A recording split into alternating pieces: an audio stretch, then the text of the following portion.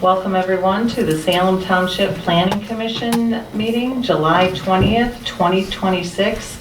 We'll call the meeting to order at 7:30 p.m. If you'll please stand for the Pledge of Allegiance. I pledge allegiance to the flag of the United States of America and to the republic for which it stands, one nation, under God, indivisible, with liberty and justice for all.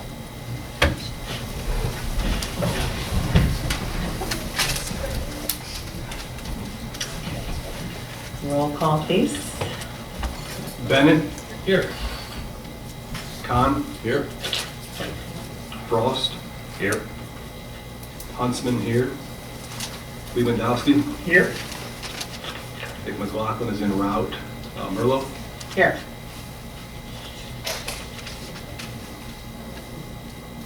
Okay. Approval of the agenda. Make the motion to approve the agenda as submitted. I'll second. All those in favor of approving the agenda as for July 20th, 2026 as submitted, say aye. Aye. Opposed? None? Public comment. You comment, they don't know anything about what's going on. Then you probably don't have any comments yet. We'll give you another opportunity at the end. Generally, this public comment would be for if you had some commentary that was not related to what's on the agenda. I don't know what's on the agenda. We didn't pick Okay. exactly. There might be some back there. Are there agendas in the back? Okay. So, did you say this was an opportunity for comments not related to the itinerary? Yes, because we'll go through it and you'll probably learn a lot through that. So we just requested, it's not a hard, fast rule, but generally we'll go through our items first and then you will answer a lot of questions through the agenda. And then there'll be another opportunity at the end for public commentary. Madam Chair. Yes. You do have a public hearing for the Red Barn tonight, so that was. Yes, yes. Okay, chairperson comment, none. Okay, new business items. Public hearing for the Red Barn, 6029 Pontiac Trail, conditional use, preliminary site plan, correct? Is that supposed to say preliminary in there? Okay. Did we want to do a review? So if Stephen will do a brief overview to inform the community what we're reviewing, and then we will open it up for public comment, and then we'll close it, and then we'll do a discussion and move on. Space 5.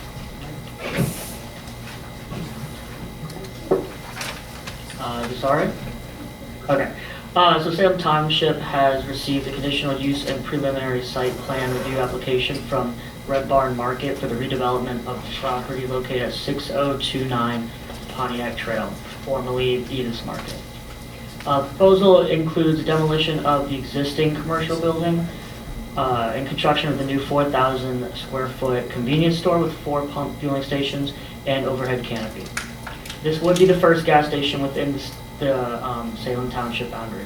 Additional site improvements include parking, access drives, landscaping, lighting, stormwater management, and utility improvements necessary to support proposed development and enhance the existing area. Because fueling stations are permitted as a conditional use within the local commercial district, the Planning Commission is required to evaluate proposal for compliance with the township zoning ordinance, including the applicable conditional use and site plan reviews standards prior to taking action on the request. Paul, do you have anything else?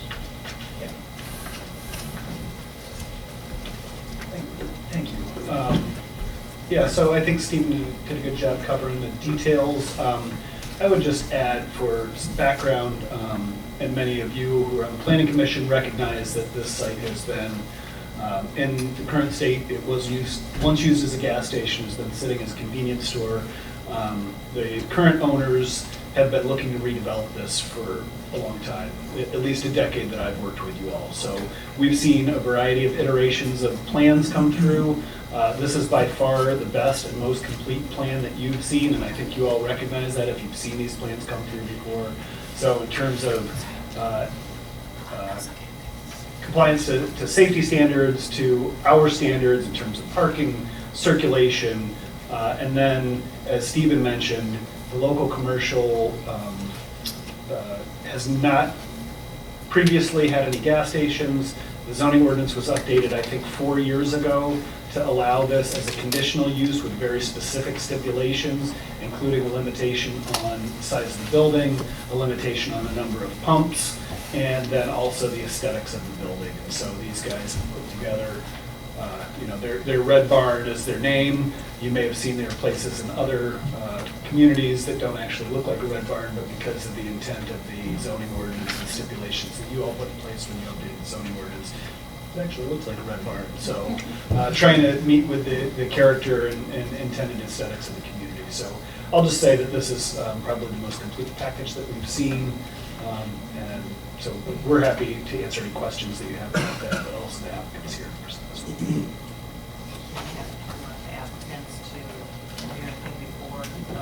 If you want to let them give their presentation, then you can do the public comment. Sure. Sorry. So if the applicant would like to. Yeah. Can everybody see this, or do you want me to move it out? I think that's a good spot. Okay. You can show it, maybe flash it to the back there when, after you're done talking or before, or whatever you choose. Al Frost with Monument Engineering. We came here in December, did a pre-application meeting, met with Paul and some of the staff, I believe yourself was there. Kind of listened to what we presented a conceptual plan at the time, kind of listened to the feedback from your planner. I do work with your planner and other communities very well, so I have a good working relationship with Paul and his staff. Heard what you guys said, so that's the way we presented the site plan. As Paul said, it's complete within the ordinance as far as the building size, the number of pumps. It's been reviewed a few times by the planner, the engineer. Very minor comments left to address.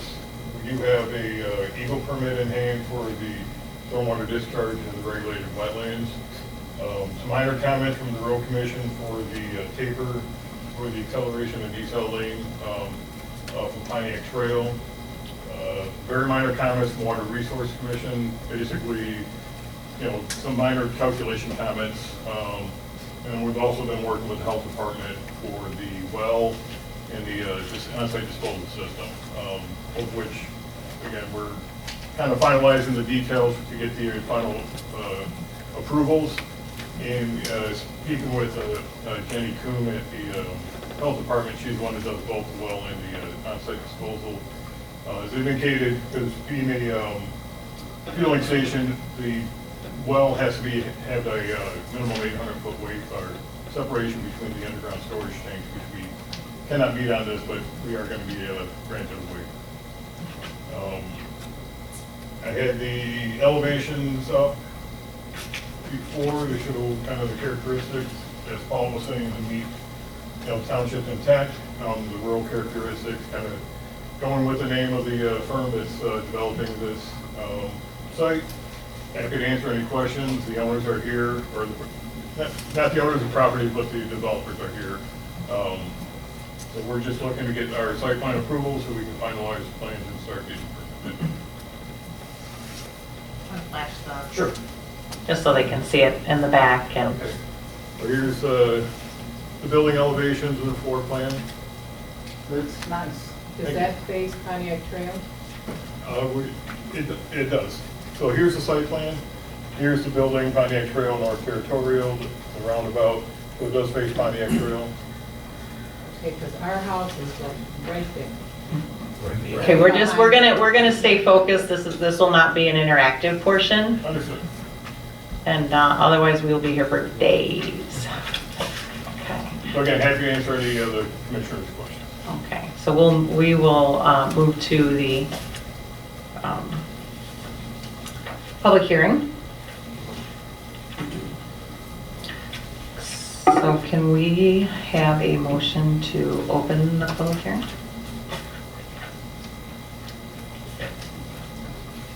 I make a motion to open the public hearing for the Red Barn facility at Pontiac Trail in North Territorial as of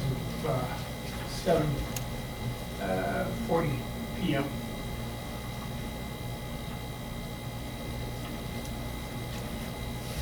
Do we have a second? Thanks, Kevin. Who's second? Kevin. Okay. So the public hearing portion is now open. So if you have comments, you have up to 3 minutes. Mike, do you think you can keep track of the 3 minutes for once? So if you could like to please stand, state your name and your address, and then you have your comment time. I'm not sure what kind of questions you're allowed to ask. Well, it's not a question and answer, it's just your commentary, whether you have concerns, support. Otherwise, it sounds like you're here because there's something new, but you're brand new to the process. So you'll probably learn a lot as you just listen, and then you'll probably develop your questions, and at the end, you'll have another opportunity to ask.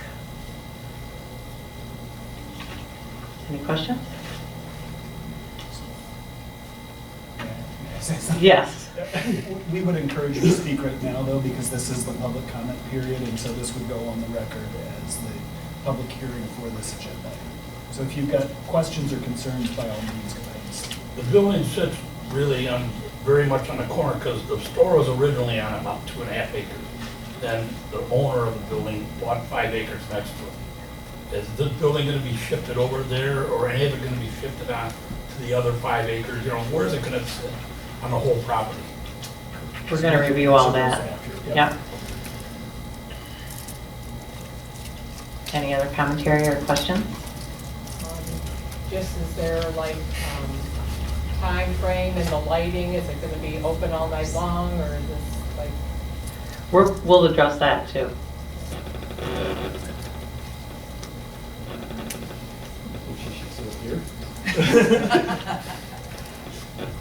Can make that happen. Yeah. Any other questions?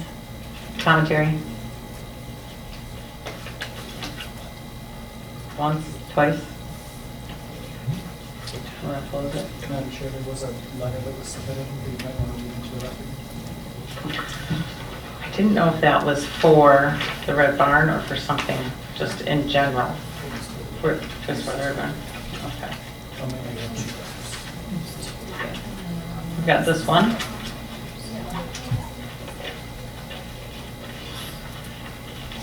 Is that one of the new ones that just came in? No, the other one you're looking for is the first one, yeah. This That's one? the second one.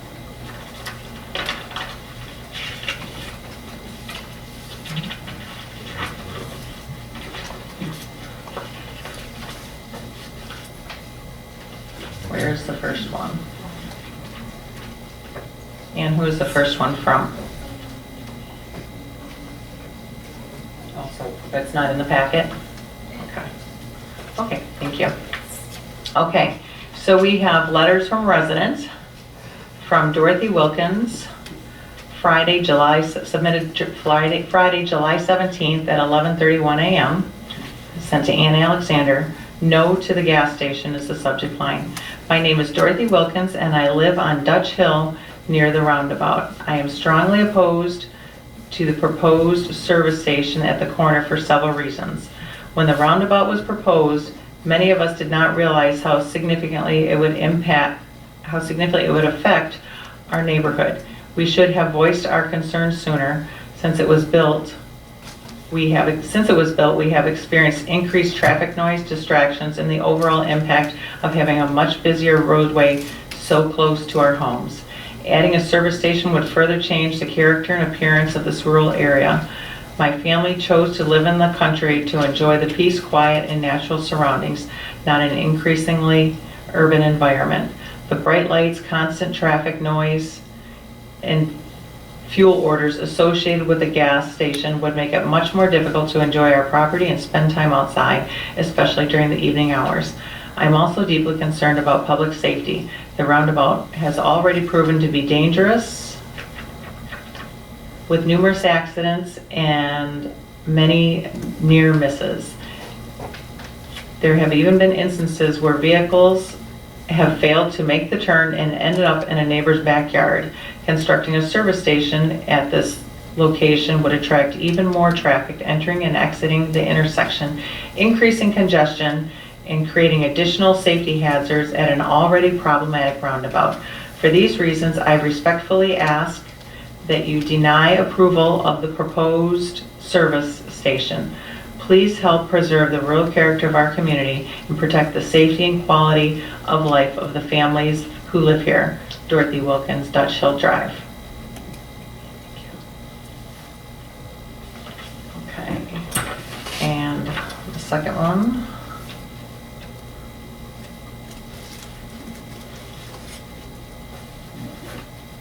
Give me 1 second, I make notes all the time. Okay, the second one is from Brian Randall, 5823 Dutch Hill Drive, submitted today at 12:04 p.m. I vote absolutely no. I regret not saying more with the terrible roundabout installed, making traffic even more visible to my backyard. The lights of an automotive and gas station would be terrible. I feel like I'm losing even more of my privacy. Traffic volume and lights will get exponentially higher, especially visibility once fall and winter arrive. That's from Brian Randall.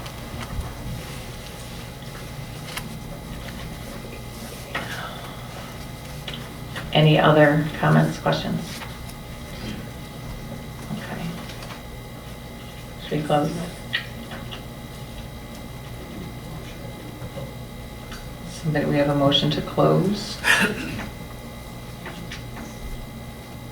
make a motion to close the public hearing for the Red Van at 6029 Pontiac Trail as of 7:47 p.m. Second. All those in favor of closing the public hearing for the Red Barn 6029 Pontiac Trail conditional use / preliminary site plan, say aye. Aye. Opposed? None? Okay. And now the Red Barn. So, Stephen, do you want to remind of the purpose and that this is the prelim, it's not the final, right? Or Paul? So this is a preliminary site plan review. Oh, Pass it on.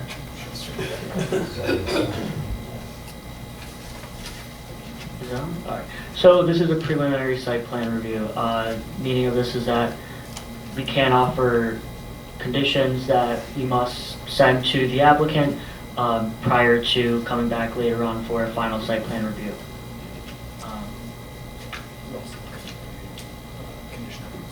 Yeah, we are also looking at the conditional use, which we need to make sure that the planning commission is recognizing it meets the ordinance and the master plan.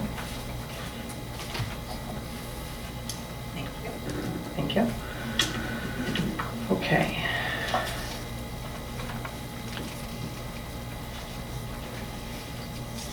So I would add one more comment. Yeah. Just kind of procedurally, what you have in your packets was submitted as of the 15th, the day the packets were going out. So we have not on a planning level been able to completely review those plans. I know that engineering did, and you got that forward to us today. So our review that's in your packet is based on the previous set of plans. I think the applicant has addressed many of those items in what they just submitted, but we have not provided a formal review. So in general, from a preliminary site plan standpoint, I do believe that they have met many of the requirements. There are, as the applicant noted, some details that are still outstanding. They do still need final approvals from the road commission and the drain office, which is why we're not recommending final approval at this point. We would recommend preliminary approval of the site plan that's presented based on the layout, the general landscaping, the lighting plan, parking, etc. However, there are details that we want to make sure we verify. I think a question was asked about lighting either from the audience or in the packet, or in the letters that were presented to you. So lights are required to be fully shielded and down directed. That was one of our comments. We wanted to see those light fixtures in the plan. I believe they have been submitted, but we haven't verified all that yet. So again, that's just kind of an example of some of those things that we want to verify, but we do think, from a preliminary layout standpoint, it would be acceptable. The other key element that you guys are looking at is the fact that this is a conditional use permit. So each zoning district has uses that are permitted by right. If they meet all the zoning standards, you have to approve them.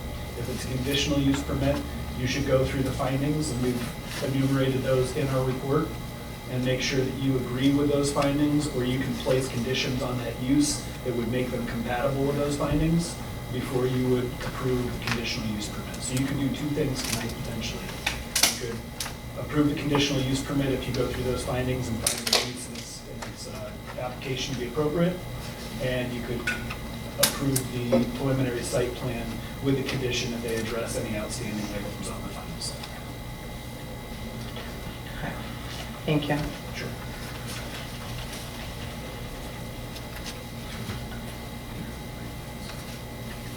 So this is not going to be as easy as it normally is, right? Because We're here for easy. Yeah. because everything came in at the last minute. And so in the interest of the applicant and as a courtesy, we're going to do our best to go through this, and we will. But we can't have this happen anymore. And that's one of the reasons why I know that sometimes applicants get upset in trying to meet deadlines. If the work's not submitted in time and it has to go through the various agencies for review, and there's no time for it, we're not just we don't wing things. So No, I think with this application, we're 100% where we need to be. They've got a complete site plan package. Again, I think that they meet the requirements for preliminary site plan. You, as the planning commission, are always required for a conditional use permit to make these determinations and decisions. So. right. But what I'm saying is there needs to be time to review this stuff, especially with something that's brand new. So that being said, let's start with, I know TJ has highlights. Okay.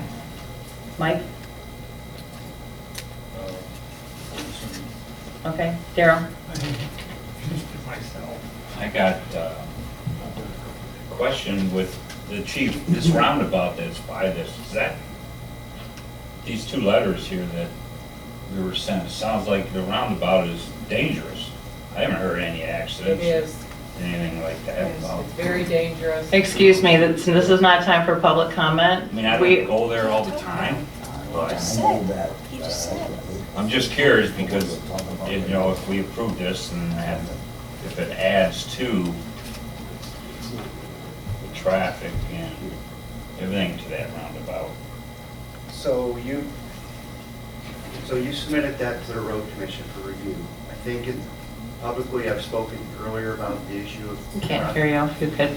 So I've spoken publicly about this issue beforehand on the concerns of that intersection, and let it be known that we're adding a second roundabout not far from here as well. It would probably be more appropriate for the road commission and the road engineers to comment on that. I think they, as the gentleman pointed out, they've asked for some suggested changes in there. I haven't reviewed those changes. I know from some of the accidents we've been, especially coming towards the north, the sloping down there when it rains and we get ice. Can't stop at the roundabout, so we've had accidents because of that. Coming from the north, you said? Coming north up on Pontiac Trail because it slopes down there. Going north. No, yes, going north, sorry. Okay. Yep, going north, it slopes down there, so we've had at times to go out there and shut it down because of safety. But I'm not a road engineer, I would defer that to the road commission to have more of an appropriate answer to that. Yeah, I know there's.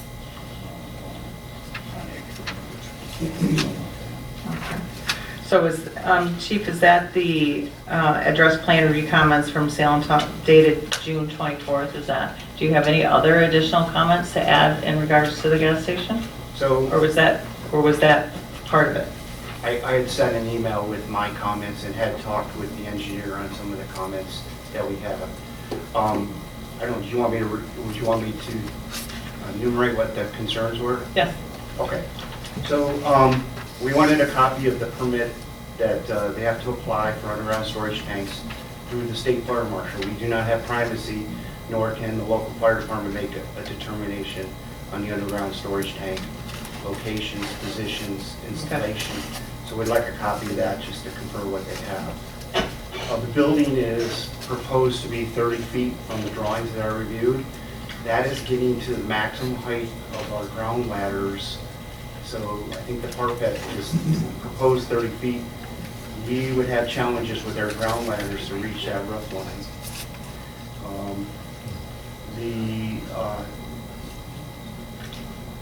I did make comments of, what's the traffic impact due to, and I want to see the studies from the road commission, what they're proposing, because making left-hand turns or right-hand turns, and you got a very busy intersection where we want to see how that works out. And then the last comment is they had designed for basically our pumper truck to make the turns around the building. And because this is so high, we requested an aerial in our first alarm. So we want to make sure that a 110-foot ladder could make it around the building should there be a fire, because we wouldn't be able to reach it with ground ladders. So we asked them to go back and redraw the design to make sure 110-foot aerial could make it around the structure.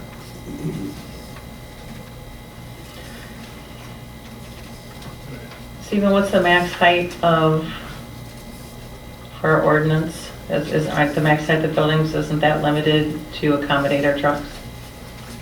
Let me check.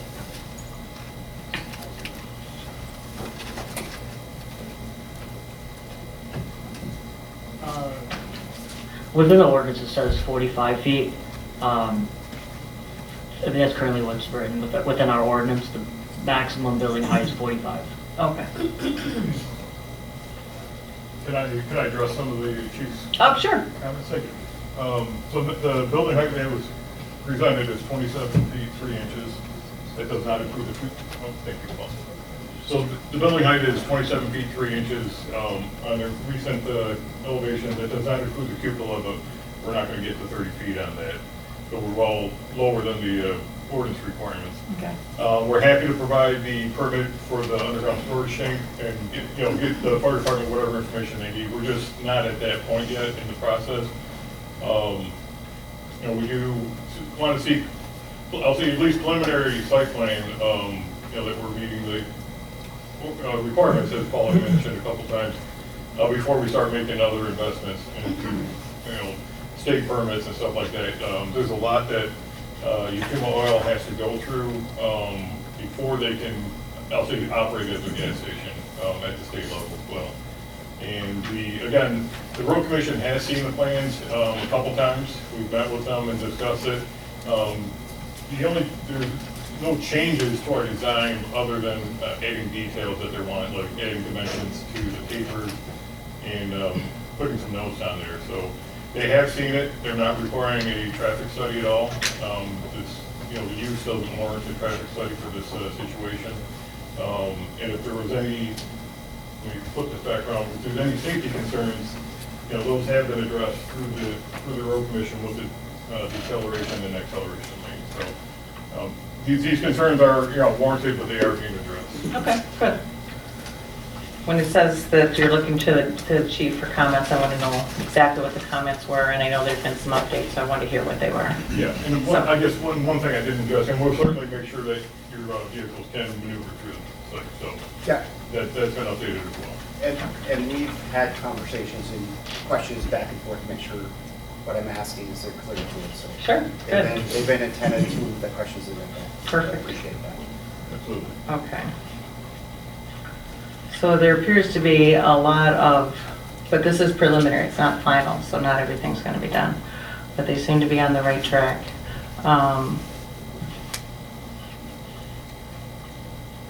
What about hours of operation?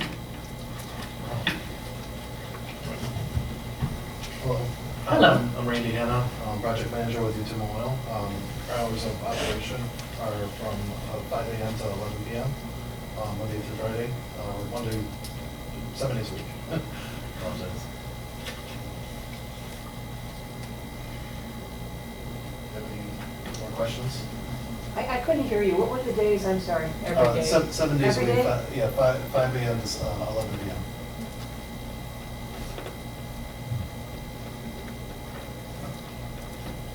We don't understand what the Salem Gardens operations, hours of operations, what we would like to.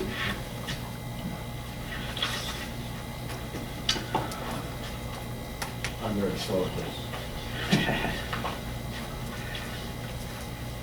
What about the outdoor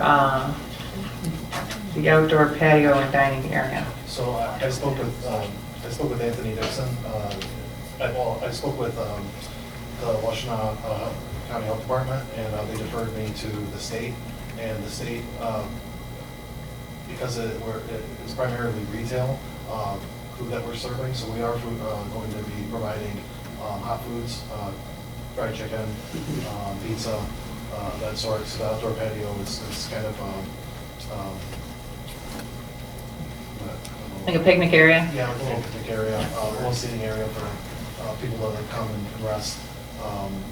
But I spoke with Anthony Dixon. Basically, we're in the process of getting this a food license reviewed. So we're working with the state to get that license. Okay. And that's part of the requirements for Okay. outdoor seating. Paul, isn't that usually county stuff, the health department? Because it's not like a full restaurant, and it's mostly. Oh, it's part of the store? Yeah, it's 80% Part of the retail, station. it gets deferred to the state. Gotcha. Is that MDR? MDR.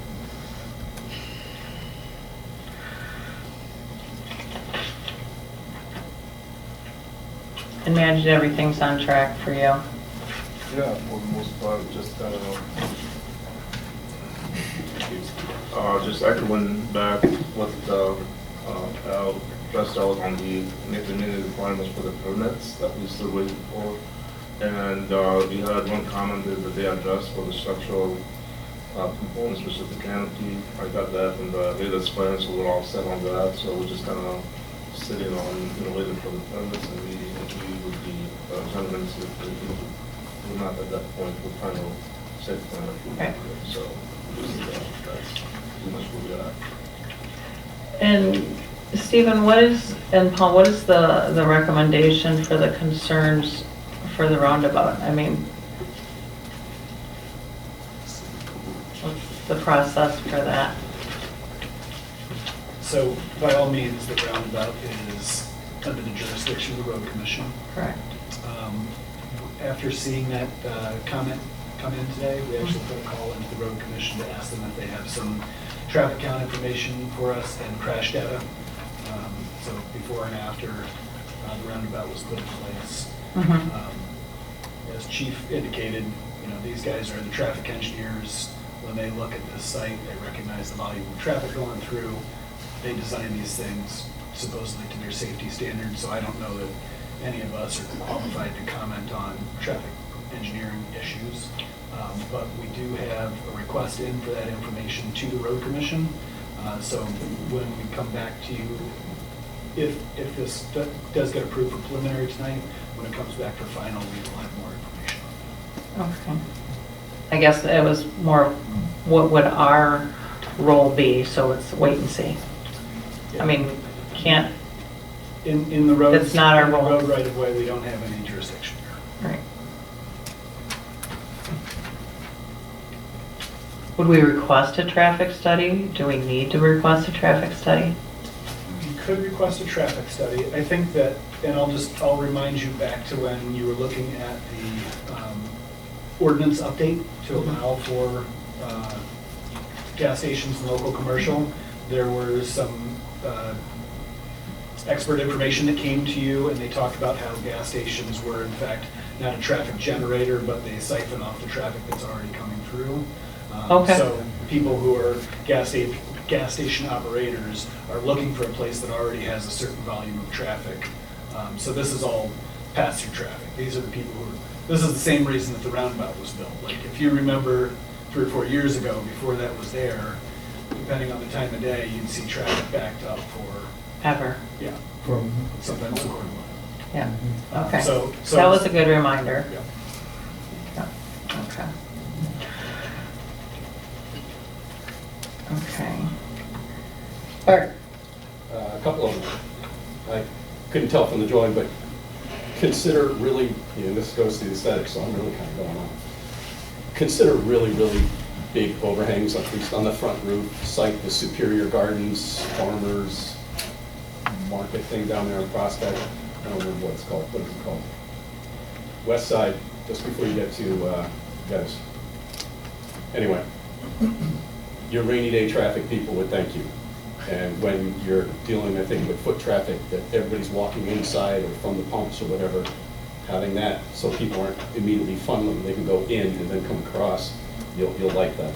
I would like to consider the lighting, not just the amount or intensity candle power, but the frequency itself. These, 6,000 K blue-white lights are, they're death to me, and I can't stand them. I wear these yellow tints all the time to try and stay away from as much as possible. Like to see getting down to the 3 or 4 K tones.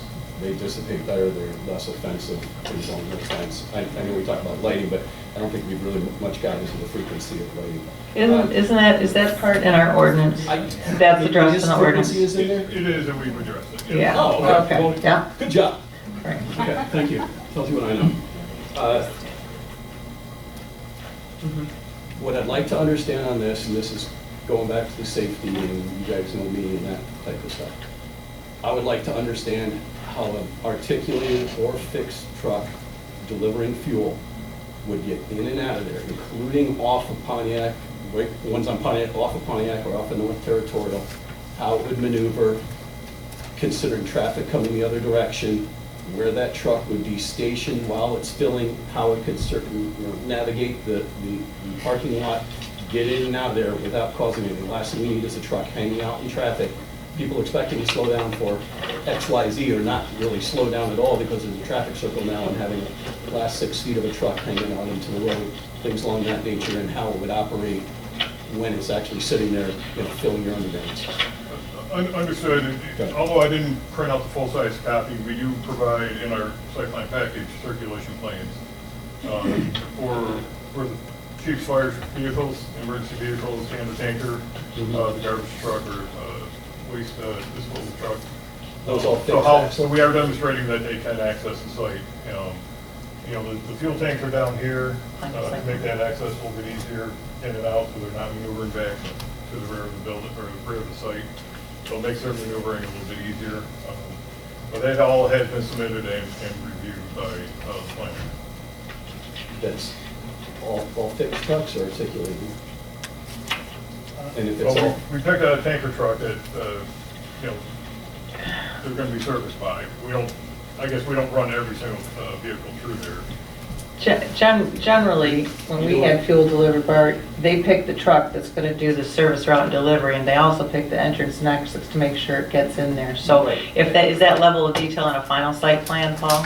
It's in your preliminary site plan package. They provided the turning templates, and I can't remember what the wheelbase or length of the truck was off the top of my head, but I can't either, but we did coordinate with UPM Oil on what they normally have servicing their station. Maybe just tell Bart what page it's on, and he can check it out, and we can move on. and just real quick, once again, is that fixed or articulated? a truck that bends or a truck that doesn't bend. Understood. A tractor trailer or a. But they're gonna make sure that happens, that's their job, that's not us. Yeah, that's fine. But the flow of traffic definitely Yeah, is, well, the so. design of it, I mean. Right, they're not gonna send a truck out there, they do stuff. We've had some tight spots with dealing with fuel delivery. Yes.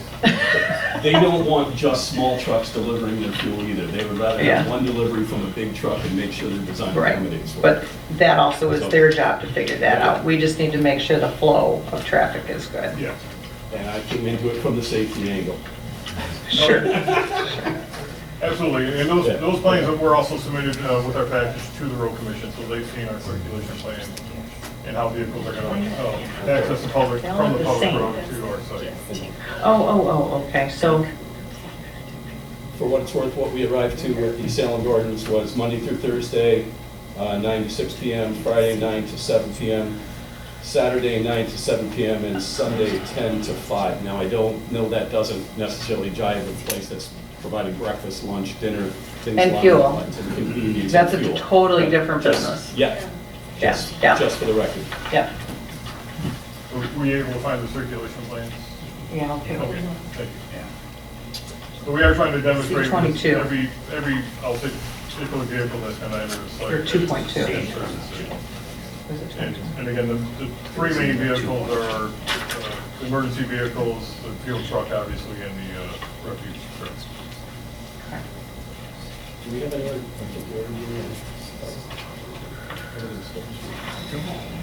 Brian, did you have questions? Or Bart, did you have any additional questions? No. Okay.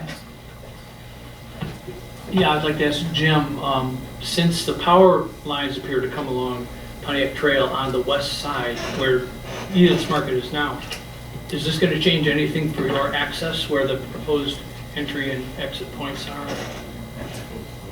height-wise, or? You're proposing to have those removed? Yeah, those are servicing the existing building, those are gonna be removed or relocated. So they won't be in the hard parts. Okay. We can get in, basically, if their tanker can get in, we can get in. So that's, they have to have that. All right, thanks. Do you have any other questions? Or Mike?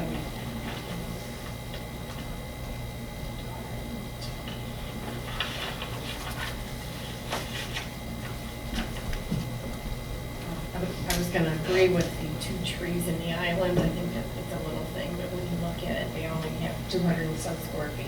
If you can only put one there. That was a request that they put 2 trees, but they're only like 10 by 12 and a half foot areas. Can't put 2 trees. Yeah. So that was a minor thing, but that's, I agree with that. We did have the trees elsewhere, so that the count is the same, just not in the same count. In our There's landscape not architect. enough room for 2. No, he said the same thing, it's, we don't want them to die. Right.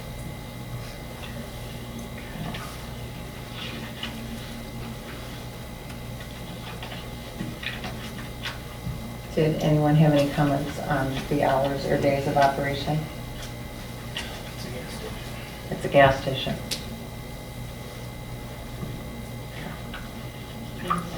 Go ahead. A little aesthetic question. So you have that area that takes up half of the left side of the building with the patio area.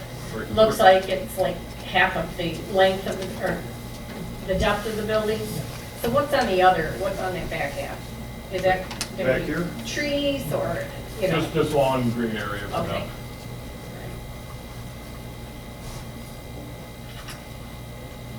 And that's where the loading space is in the rear there. So this right area right here is our loading space.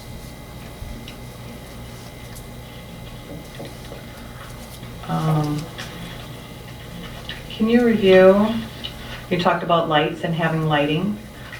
Something in Salem is, I know gas stations or party stores we've had some issues with the lighting being horrific, but due to security. So there's that balance of security versus our small community with light shielding down and whatnot. And I noticed that it wasn't quite in here yet, which is fine, but wanted to bring up that when you do have the lighting, I know we had issues at the, what is the Party Store in North Territorial, that it was, you were blinded at least a quarter mile from the store. So the downward shielding and signage, we do have, there are still, it is a local commercial, so, and it is allowed. But I don't think it's a place where people are traveling miles to come to the gas station. It may be, depends how your fried chicken is, but I think overall it is to, what they said, siphon, right, no pun intended, the public off there and get gas. We're a cut-through community. People are passing through all the time. So I think our that being kind of like maybe, I don't know, the back door, the south door of our community, where the aesthetics are important, not the some sort of a giant, super bright, something crazy out there, is not what we discussed in the development meetings. That's not what we're looking for. We want you to do well, and it's Salem's first gas station, so we want to be proud of it. Here's kind of like the back door to our community, but look how cute it is and look how great it is. And so when people are cutting through, they're like, oh, well, let's stop here before we go to the air fair, or let's stop here before we go to the car show in Salem or something like that. So it is important. We don't want it to be just a hit it and forget it kind of thing. And I will say we did submit a lighting plan that's been reviewed. Some minor comments were made by the planner. Your community, like every community, I'll say nowadays, has those requirements. We don't want to bleed over into the neighbor's yard. Absolutely, that's a nuisance. We're not, we're downward, we're shielded, but we're not blinding. That's a safety issue. So we don't want to be part of the problem. We're going to be part of the solution. And again, we do meet the ordinance requirements, and we did. I think I've got the terminology, but we did have a cooler lighting that you suggested.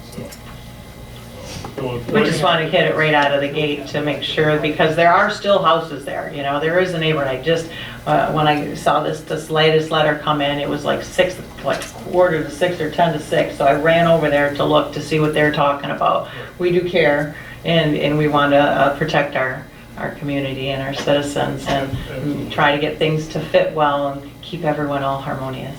Right. I will say, along with the downward lighting, the canopy hit, or kind of what you call can lighting, so they're recessed into the canopy.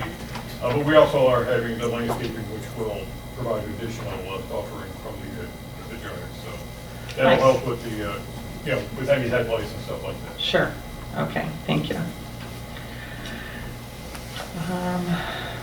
Signage too, like flip signs and all that kind of stuff. That'll be okay. Yeah, that'll meet your ordinance 100%. Perfect.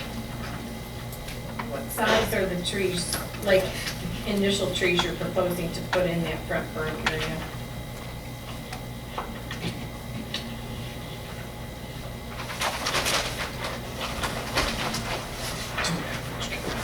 Is that? They're 2.5 inch caliber. 2.5 inch caliber. So they're small, but they have to be small to be able to plant them and have them successfully survive.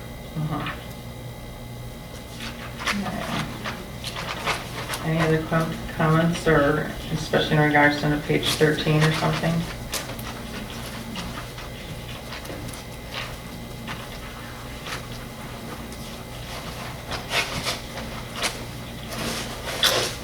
Okay.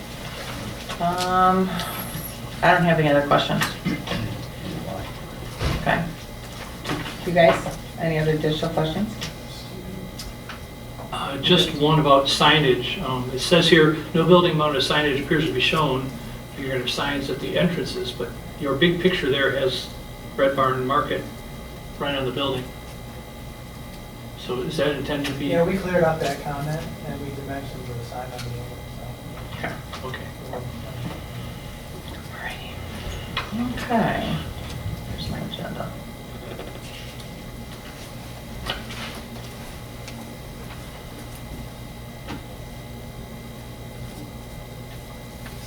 Any other comments from you guys? Everything good? We're on the right track. I think we're ready to go? Okay.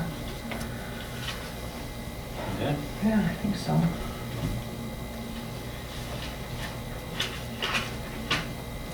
Make a motion to.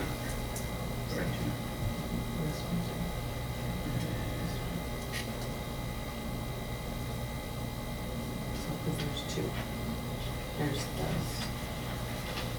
Okay. And then there's that.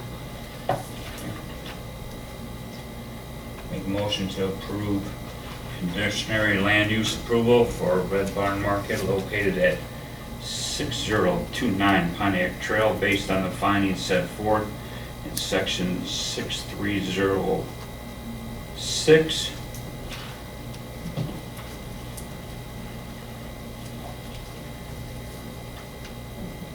With the following conditions placed on use of hours 5 a.m. to 11 p.m., 7 days a week, Monday through Sunday. Also make a motion to approve the primary site plan for Red Barn Market located at 6209 Pontiac Trail with conditions that final site plan be submitted that addresses any outstanding comments in planner's report dated 6/16/26 and engineer's report dated 7/20/26.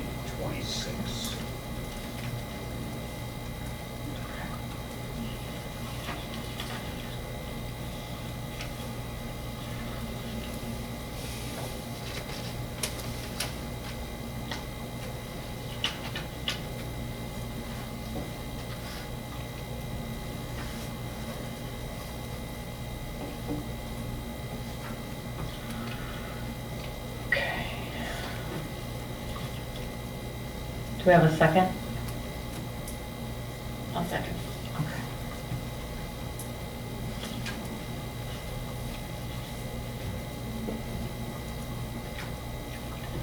Mike, do you want to do a roll call vote, please?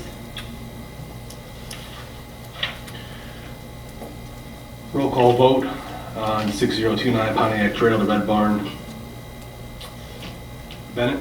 Yes? Khan? Yes. Frost? Yes. Huntsman, yes. Lewandowski? Yes. McLaughlin? Yes. And Merlot? Yes. All in favor? Very good. Thank you. Thank you. Thank you. Thank you. Thank you so much. You guys aren't staying? Go to fire commission.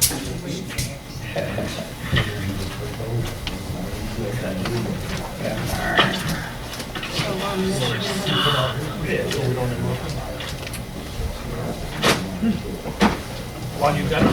Why you got it? You want to go?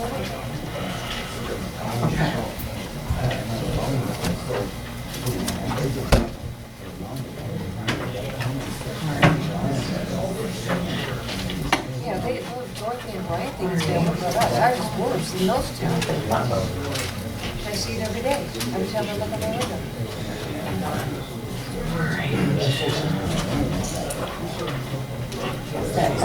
Can I just see the stamp on it before we lose it? I got all this stuff here.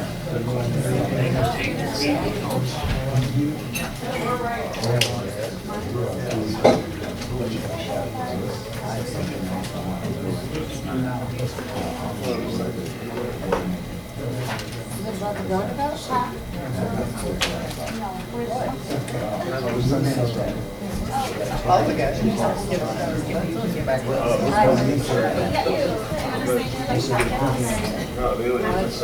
Nobody's interested in that.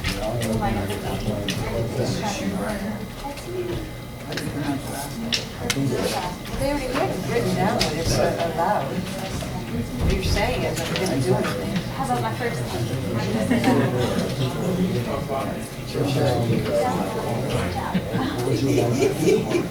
Thought Bruce was gonna do it, but he just got It's not up to us to say.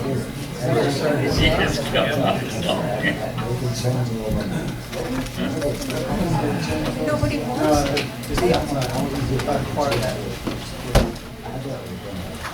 It's like that. Right, okay. I'm surprised that Dorothy and Brian broke in. She complained, she said it was too useless. She do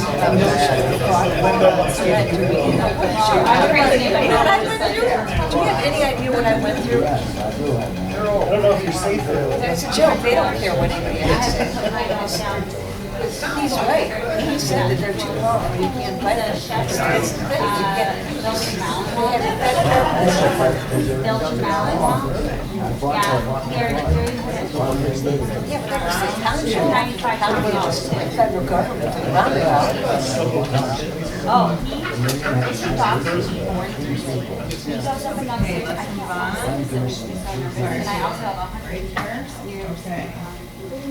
But they're right. It's Okay, we're going to move on to old business items. If anybody would like to discuss the Red Barn items or have questions, the gentleman, the engineer, and the oil guy, they're right outside and they look to be willing to answer questions. Now, old business items.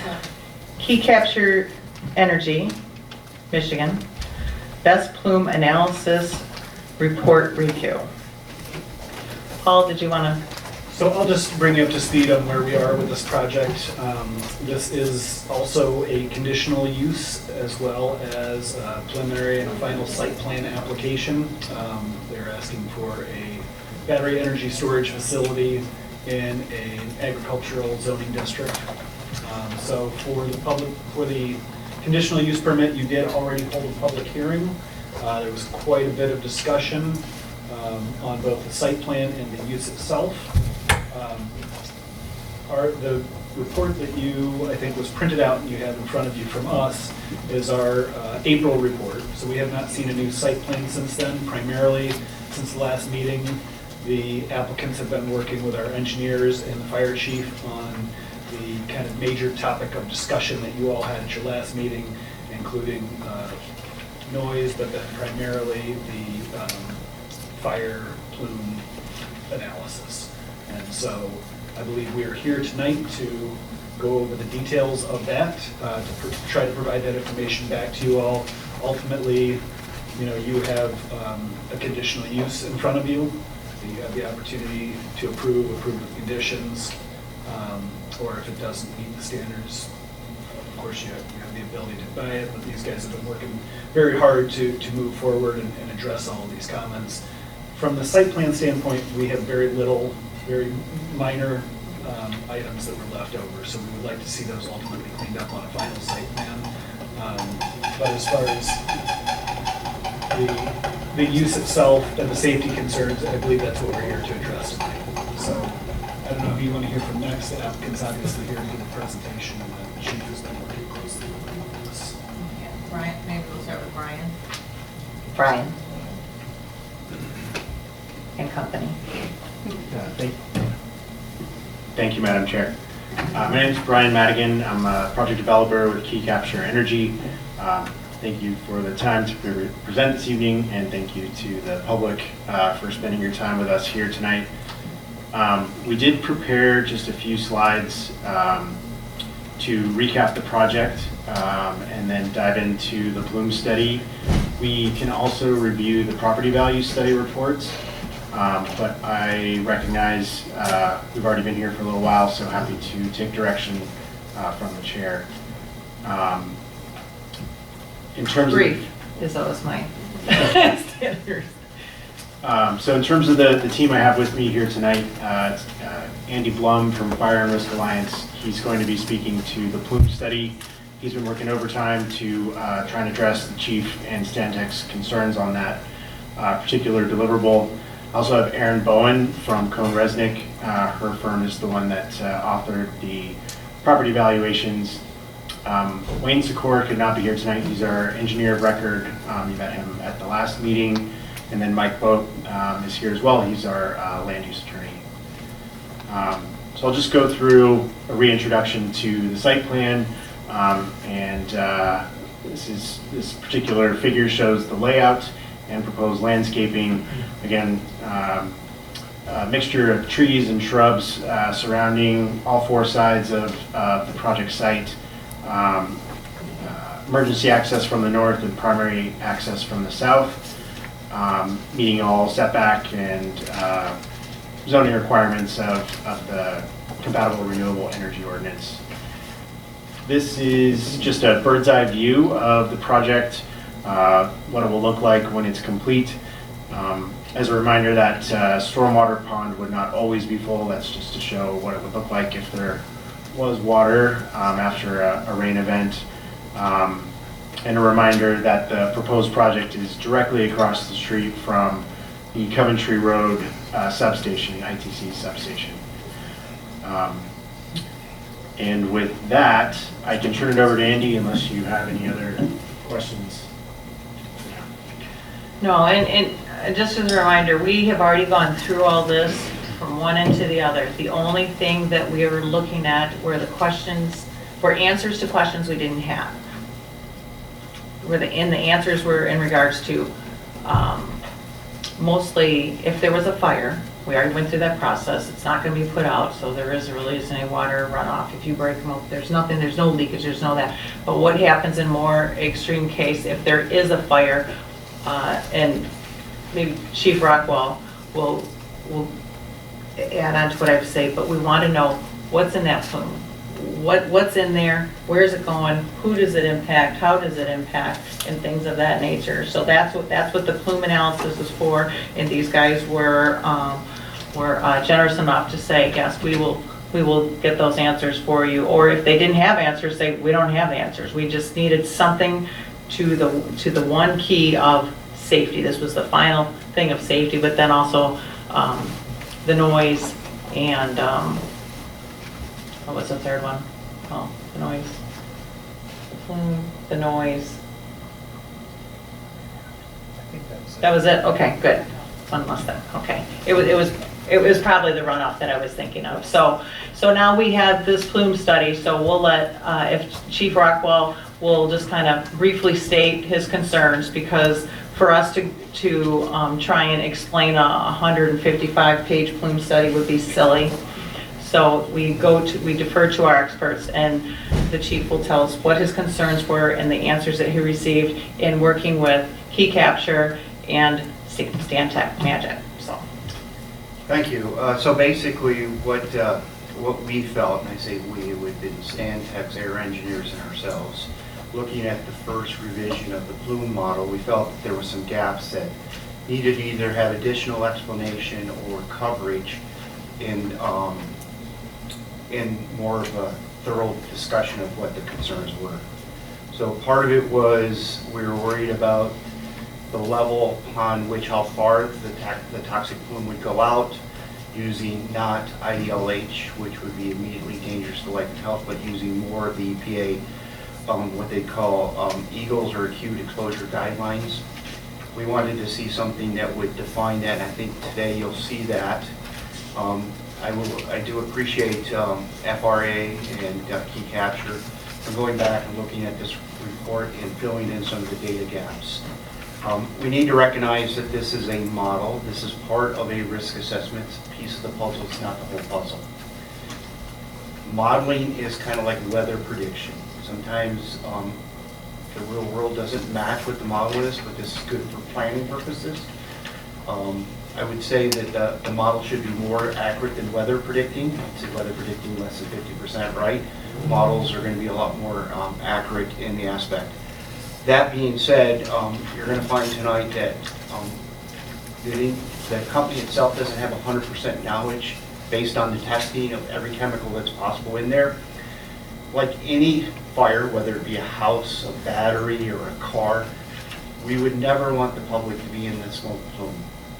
The visible smoke plume is definitely hazardous for anybody. So should there be a fire, whether it be a car fire, a battery fire, or this BES system, we would move the public out of that toxic plume. And this model was very thorough. I will say that they did a number of modeling, both in what's called a pre-construction or pre-combustion of a thermal runaway, which produces different gases, and then they did a different model in a fire condition, which produced, again, different hazards. And it's very well articulated in the 154-page document. They also were very thorough in the aspect of doing like a single small cells to a battery-sized cell to a rack, and then the whole system of one Connex box going up. I don't want to steal their thunder, but I can say that we reviewed it, and we say we, the Stantec engineers, and myself, we reviewed it. There are a few comments that will say after they do their presentation, but I really appreciate you guys putting the extra time and effort in it. I'll let them do their presentation and then do a follow-up, but I just kind of want to preface, we did make I think it was a 3-page, here's the issues that we'd like to see addressed. They did address them. I believe the board has that packet in there of the things that we asked and their replies, and then our replies back to their replies. So for the most part, I would say it's mostly answered. There's a few things that I'll point out that we still feel from a Stantec Fire Department point of view that we may never have the answers because they don't exist yet, because the testing hasn't been done to that level. But I'm fairly confident that the plume modeling shows that it doesn't produce an undue risk outside of what's defined within the FRA report. So if I could pass that over to FRA, because I don't want to steal your guys' thunder, maybe you do your presentation, what you guys showed, and your map, and then we can come back and have a little bit more of a talk. I'm going to just jump in real quick. Sure. So Chief, I saw that there was a few questions you had that were unanswered. Correct. And if you could just clarify which ones they were, like I can see on the 3rd page, add the most probable case scenarios, and so what we're looking at, they've addressed the worst case scenario, which was the discussion a couple months ago. So I think Chief is just being extra careful and say, okay, here's the real part, which only adds to, but doesn't make anything more difficult. But what were describe the report for limiting factors? Yeah, so letter May 14th. Yeah, so one of the things that they had independent laboratories testing these and testing the gases that came off it. Well, they didn't. You have to. It's a mass balance. What goes in the start should be in the ending, and they don't have a complete mass balance of every chemical that came out of the end of the reaction. They have the high concerns like your hydrogen fluoride, your COs, your LELs, your carbon monoxide, your sulfur dioxide. They have those, but the comment from the air engineers, you should be really doing a mass balance. What you start with should be what you end with, whether it's converted to energy, whether it's converted to a different type of material. The UL test does not go to that level. It doesn't provide that. That's an independent test that they took the information from, so that doesn't exist. That doesn't mean that it could be constituents of non-concern. It's just not, there's not 100% surety to this. But we're at a level I feel we're comfortable to know what's coming off that it's not going to pose an undue risk. You're talking, parts per million of stuff. So is that question, it may potentially be an unknown, is that what you're saying? Correct, an unknown to this day, and the science is not there yet to that level. And then is your third one, sorry, I'm going backwards. That's okay. Number 4, it'd be helpful to provide additional context on the basis for this conclusion, particularly considering the reported gas composition, 50% hydrogen. Yeah, and I'll speak to that after. Satisfied with that, or yeah. is that something you expect them to get back? No, I'll speak to that after they do their presentation, because it'll make more sense once they do their presentation, then I can speak to what we're referring to. Got it. Okay, I just wanted to make sure that I'll get to had these. his portion to match it up to yours, so I knew what to listen for. Okay, go ahead, thank you. Great, thank you. I think Chief hit most of it. I'm Andy Blum again. I'm a fire protection engineer. I work for Fire Risk Alliance. And obviously we're the ones that put together this plume study that we're talking about here. So I think Chief pretty much summarized pretty nicely what is up here already. We did a previous model. We were looking at certain thresholds, concerned about life safety really within the site, so site personnel, people like that. Chief rather astutely came back and said, hey, I'm really worried about these AEGL levels. This is what I use for first responders for determining how do we have to isolate the area, where do we have to evacuate. And it's essentially a threshold level where an airborne toxic gas could be dangerous to the general public. That's what these AEGLs are. So, so we went back to the drawing board, did more models, basically ran the different thresholds so that we could come up with these distances that Chief was looking for. So original model was here. Essentially, toxic gases remained within the site. You can't really even see it. It's those little like red and yellow circles kind of going around there. And that's the original version that Chief was talking about. So we went back, we reran additional models looking at these AEGL levels. And so you can now see two slightly larger circles going around the site. The yellow one is a threshold level AEGL 2. And then AEGL 1 is the level at which there is reversible damage if somebody was exposed to it. So if you might get a little irritated at that AEGL 1 level, you could maybe smell something, but it's not going to be toxic to you, it's not going to kill you, it's not going to be an irreversible type exposure.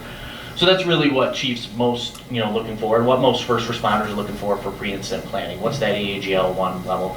So that red line circle goes out about 425 feet from, and we picked the container at the very perimeter. So like we didn't pick a container in the middle of the site and then draw the circle. We took the absolute worst case, so the closest to the perimeter cabinet, and then drew that circle around. So that 425 feet extends there.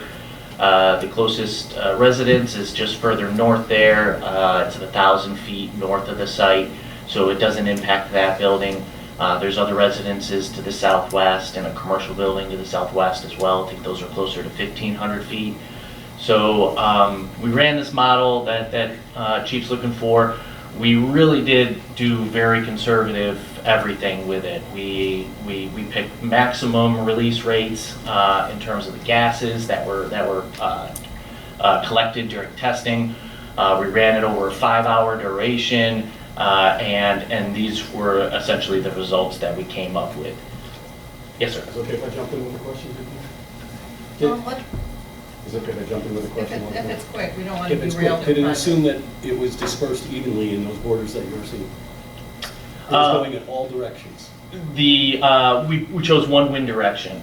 So the wind, so one wind direction would push it in a certain direction, and then just kind of assumed, okay, well, if instead of the wind going north, what if it was west? It would go that way, south. So that, this does account for that? Correct, Okay, yes. and you said this is for existing residences? The existing residents there, yeah. Okay, but not necessarily buildable, inhabitable properties yet to be determined whether there's going to be a home. Okay. Thanks. Is it, Paul, I'm sorry, that the rest of that conservancy, just to address Bart's question, is the rest of that property going in conservancy that's around it? I believe that's correct. Okay. And for the commissioners, this is my only slide. I tried to keep it brief. So if you have more questions, feel free to jump in. Or if Chief has more. Yeah, so this is a perfect slide that I want to talk about. So we contracted with Stantec, and they truly have got some spectacular. They got a PhD air engineer up in British Columbia, and her understudy with a master's degree. Their comments are, first of all, the AGL1 is EPA standards for people's exposure, right? So we want, he was talking earlier, the exposure for the workers. I don't really care about the workers inside the site. I care about our residents and how far that they need to get evacuated. The workers will take care of themselves. The AGL1 is a standard that EPA developed, a national standard, and it says it's basically notable discomfort, irritation, or certain asymptomatic non-sensory effects, meaning if you're exposed to that, it's transitory, you would be able to escape. We certainly wouldn't want to have that. So that would be kind of the wildland smoke that we're having these last couple of days, has been the AGL1s. AGL2s are irreversible or other serious, long-lasting adverse health effects. So in that red line there is that AGL2 standard. We would certainly evacuate larger than that, but it'd be transitory because as your fire would burn down, the smoke would go slower, it would raise in the thermal column, so it would actually go up and be larger.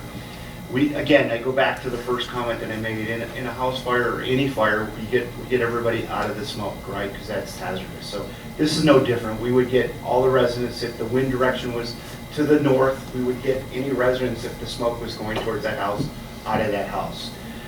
Interesting things in the report I'll pull out is that the UL study showed that if the whole Connex block caught fire, the predicted burn time was 10.5 hours total. So if it started to catch fire and the whole thing went, it wouldn't be any longer than 10.5 hours. So that would be expected duration of our evacuation time. Also noted in the report is that some of the chemicals are hard to measure. The hydrogen fluoride, which is hydrogen fluoric acid or hydrogen fluoride, is probably the gas of most concerns, the highest hazardous. It's kind of the hardest to measure, and it's got the lowest impact of exposure at 1 part per million for the level 1 exposure.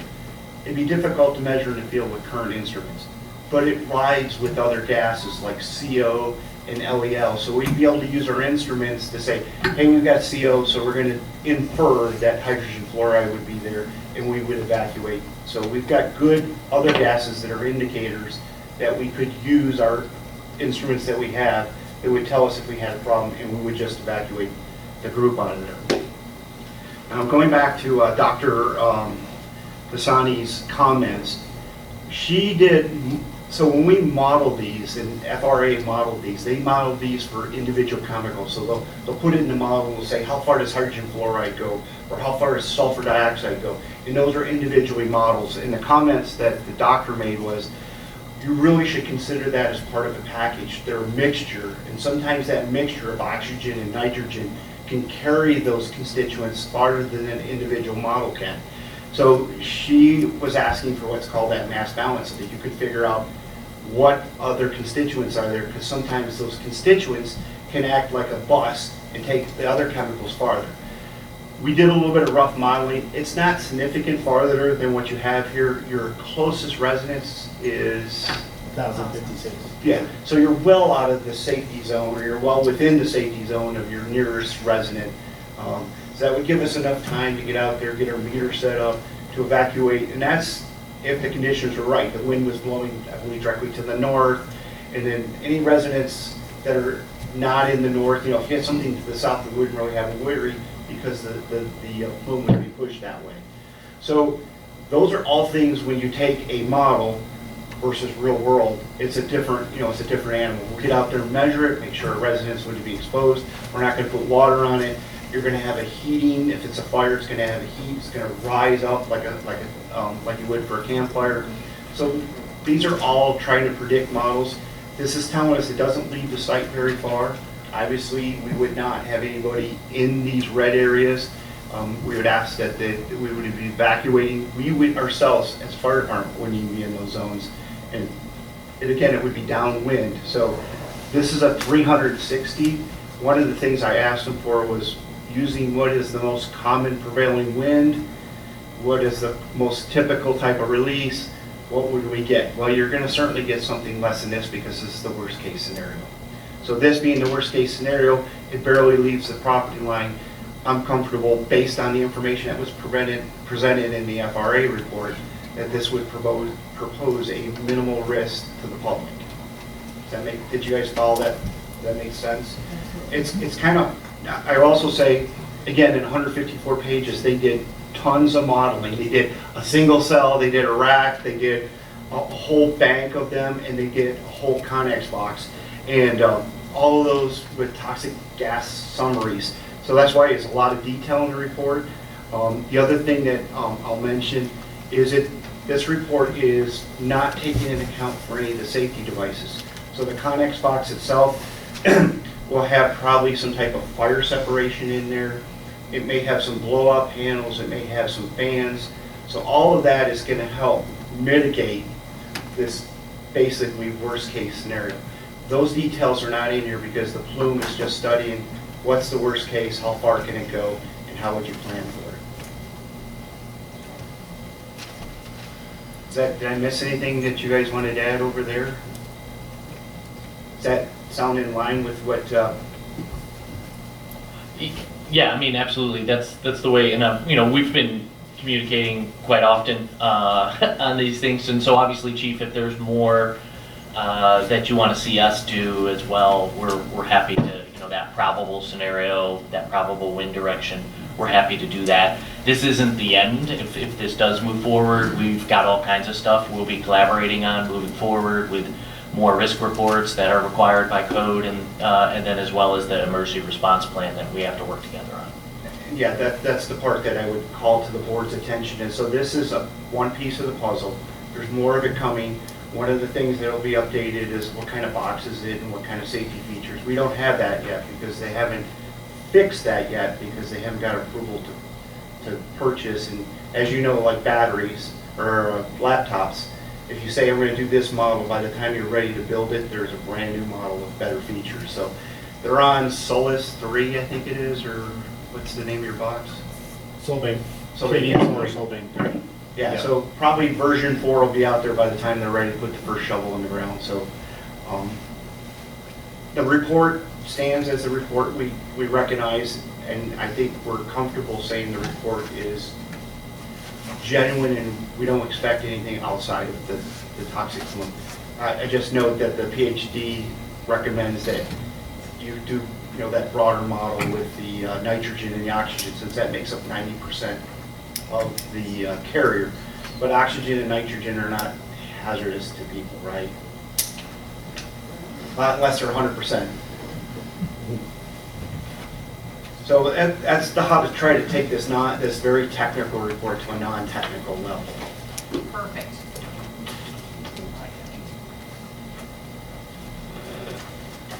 Just questions? Mark? Sure. So for this plume analysis input, the max percentage of a container that was on fire at any single time was 1 full container? Correct. Okay. Yep. What is the recommendation, practice, whatever, of anything to be done with the surrounding containers when 1 full container is on fire? Like, how do we respond to that? What would you recommend be done? We have container here, going great guns, all the surrounding containers. Do you do anything to those? Correct. Recommendation, what? Yeah, so general industry practice recommendation is to manage the incident. Doesn't mean we go in and spray water everywhere. We don't try to suppress that battery, but we would be watching and keeping an eye on the situation. So as Chief was kind of talking about the plume model, it's great for pre-incident planning. It's part of our tool. Same with the fire. So the way that these are designed and tested, they have to demonstrate that fire won't propagate from one container to the next. But Chiefs, you know, part of that is that's part of the puzzle, but also keeping an eye on things in case something is different that day. And so if needed, water can be used to kind of cool adjacent exposures, just like if one house is on fire and it's not savable, he'll change direction and start protecting the exposures around it, the house next door. Similar scenario there. If needed, he can adjust tactics and do that. So we got a really good west to east prevailing wind, really strong horizontal. This container's on fire, it's blowing toward its neighbor container. You would expect that they're going to spray water on that other container to keep it cool. They could, and that's a decision they'd be making at the time, based on how that flame impingement is, what's their comfortability, what they're seeing with that cabinet. And part of this goes into the training and the ERP and the pre-incident planning we'll do, where these are the things you'd be looking for to make those determinations. We don't just leave it on Chief to come up with that on his own. The training would walk through these different scenarios, these tabletop scenarios, and walk them through what And we discussed this at length a couple of times. So there is a plan. There has to be a plan, and then there's practice, and it's updated and all that kind of stuff. So we have been through that. And they agreed to have a water supply out there for us to do Yeah. that. Yeah, they're going to provide a truck, an insulated truck. Tank. What? Tank. Tank. Pardon me. And when there's particles... Get my verbiage correct. We're getting from Canada now and everything. What single act of nature we all sit here and pray for to clear the air? What's that? Rain. Oh, Okay. we can put it in a plan, but there's I no understand. guarantee. I understand. We understand water takes particles out of air, especially Yes. spring water. Okay. Yes, but we've already been through in detail about why we don't want water on certain things, but that starts getting into the real technical stuff that we're not quite there yet, but there is definitely a plan. I think there's a plan, maybe. But that, I said I think there's a plan, maybe, is what I'm understanding, is that there's unknowns. And with these, get some feedback here, with this technical scenarios, I mean, we have maybe a plan.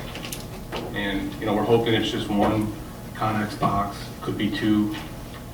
We're hoping it doesn't rain. You know, we have to, as a board, protect the least of these. This is a residential, you know, neighborhood, right? People walking, biking, running. I mean, check it out on a Sunday.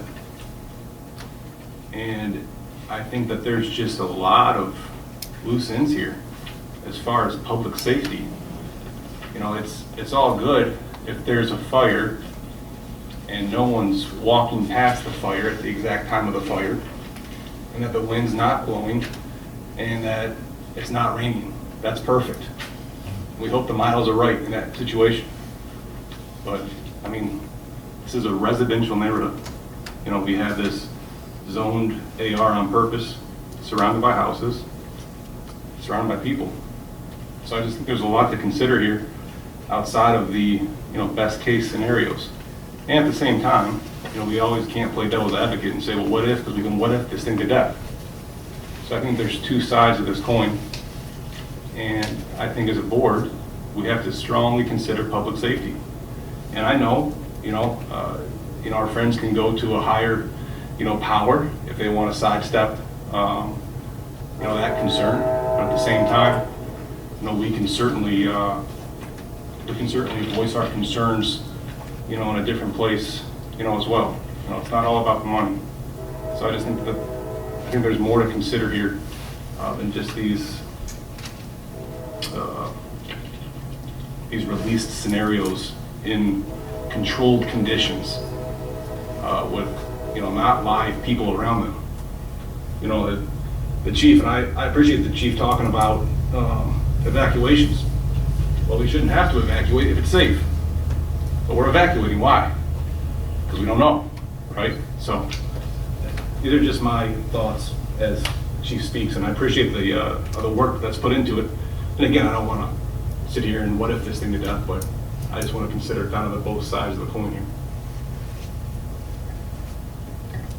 I think that as this has been, I think a lot, these guys have been here a lot and they've answered all our questions. But if there's still questions to be answered, I think we should ask them. So I think if anyone has any questions, or even if you don't have them today, let's get them down. Let's put them in concrete. Because I think what I've been seeing is that the first thing when this comes in is fear, right? Fear of the unknown. And when these guys first came forward, there was a lot of unknowns. We didn't even know what question to ask, I think. And then as time goes on, and then they have come to us multiple times, put on presentations, have been very available.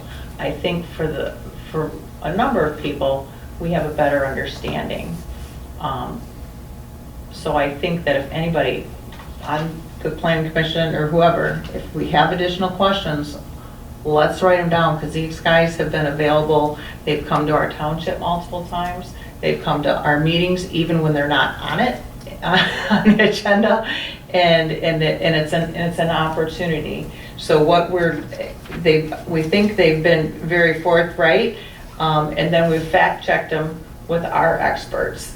Majid, he works for a company, works for us, and if he says this isn't my area of expertise, let me get you to the expert that you know, who is an expert in it. And you're right, we could what if this or that, nothing would get done. But I think it's important to, if we have these concerns, don't just blow them off or bring them up. If you have something, let's ask it. Let's bring it up, because we have two issues before us today. The conditional use and the preliminary site plan. So, yes. Pardon me. Comment back. I'm not sitting here motivated by fear. I have concern, I have interest. That's the way my mind works. I am sitting here after signing into this township however many years ago, charged to take the action that is in the best interest of Salem Township residents. From what I've read, observed, discussed, there is no physical, environmental, commercial, financial benefit being passed on to the residents. We've heard minimal risk, and I believe there is minimal risk. But what is in the best interest of the Salem Township residents is what I'm here to support. At work, different thing. At home, different thing. At my church, different thing. Different situations, different things are the priority. But I've signed a document with what my oath is to this township. And that's fair. I didn't mean to imply that anybody was afraid, but when you don't know, you don't know. The important part is to get the answers, and once we get answers, whether they're solid or we say, we don't know, to then make a decision, right? So I agree. Concerned with the risks, this, that, and the other, but coming from a what's in the township's best interest. Right. We are not getting a tax benefit from this, like the landfill. Well, that's not exactly true. Right. We have a host agreement. We are not getting energy supplied to our house from these batteries. Now, is it going to stop me from talking to these guys about when their IPO is going to launch? And what else the government's going to mandate so that we can go? That's not our issue today. I understand. Okay. I'm just clearly stating, yes, my mind is set on what I believe is the best that represents what the Salem Township residents desire. Right. And so the whole purpose of this plume study and everything else came out of our previous meetings that said, what do we need? What do we need to answer your questions? What do you need to gain the information to be able to make a decision? I think you're assuming... That's the purpose. I think we're assuming, though, that those questions have answers. No, not at all. Because we said earlier, some of those questions may not have an answer, but somebody needs to say something. Well, and that's what I'm bringing up, is just the risk. It's not fear. It's just, it's a probability. It's a risk. It's an at what cost. You know, is one person being injured enough for us to sit here and, postpone until further conversations, or, find a different location? I mean, at what cost? At what risk? And that's what we're discussing. And there may not be answers. And again, I appreciate all the plume studies and the cooperation between both, our townships, but I'm just voicing the concerns of multiple residents in the area.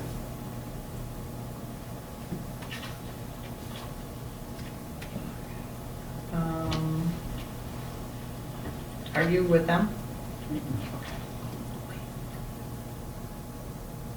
Imagine, do you have anything to contribute to what the chief or anyone else, or did they hit it on the head, or are there still outstanding? What don't we have answers to? So we've been engaged with Chief Rockwell and our residents in Canada about all of these concerns about the plume study and the additional information that we've asked for in previous meetings. And I understand your concerns that there are unknowns out there, but also I think we've tried to work with everybody in terms of getting answers to some of the questions that were left on the table from our last meeting. That's what we did in that last round of updates to the plume study and the analysis that they've done. So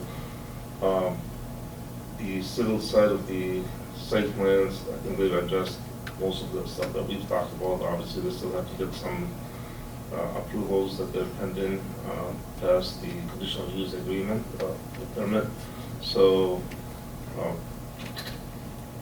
I'm kind of neutral on the safety side of things on this, but based on what we're seeing, based on what Chief Rockwell has mentioned, I think that this is probably very important to address some of these concerns, and I don't think I have anything else to add on top of that.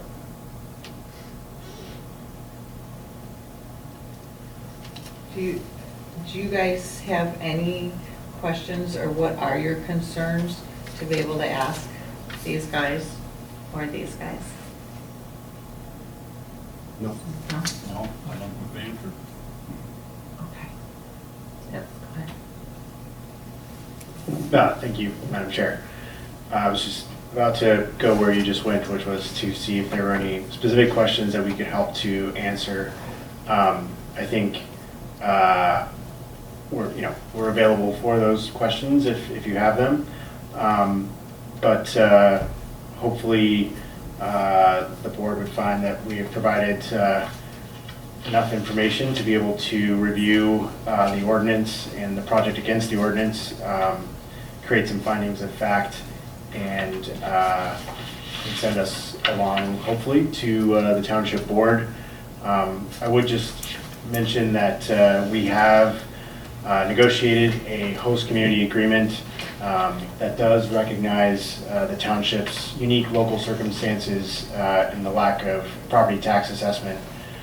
So while we are not a landfill, we are actually on a per acre basis outdoing the landfill in terms of the monetary compensation.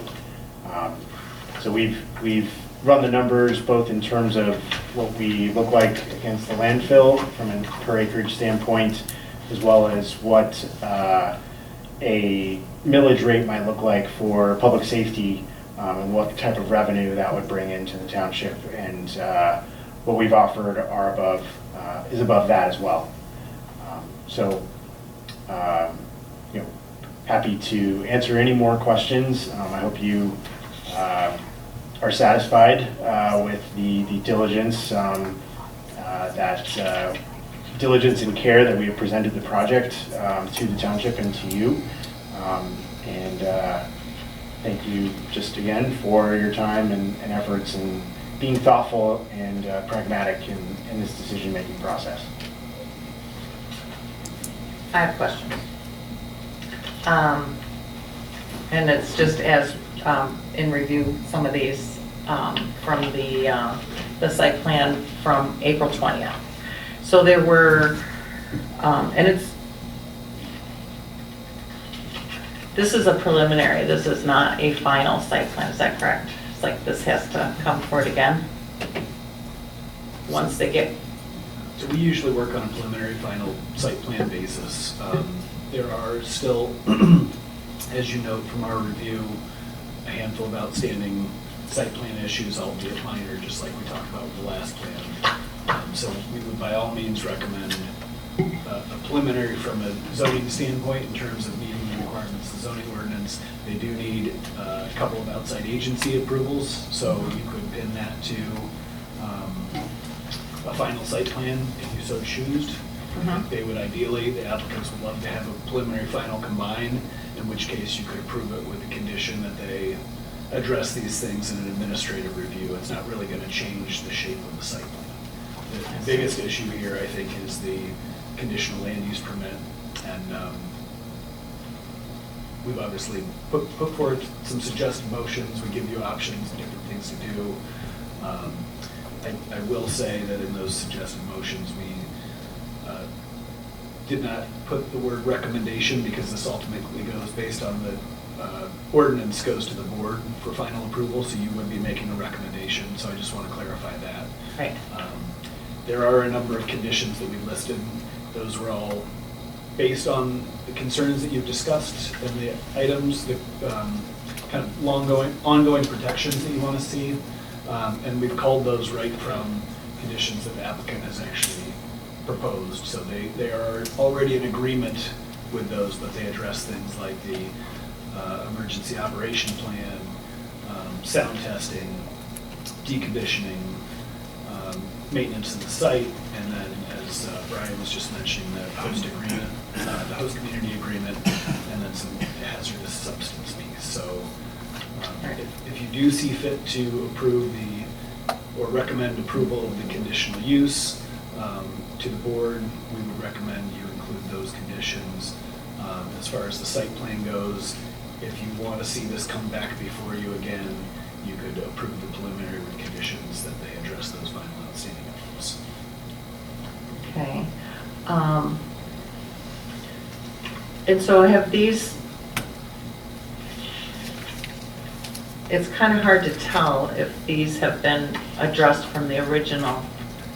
From our original April report. 20th report. Right, because it makes it look like they haven't, but are they working on them, or are they're waiting for the conditional use? Just from the process standpoint, where do we stand with that? So I think the applicant would be best suited to answer that question specifically, but like I said at the beginning of this discussion, they've been primarily focused on these larger kind of use issues with regard to the safety issues. Right. With pollution, et cetera.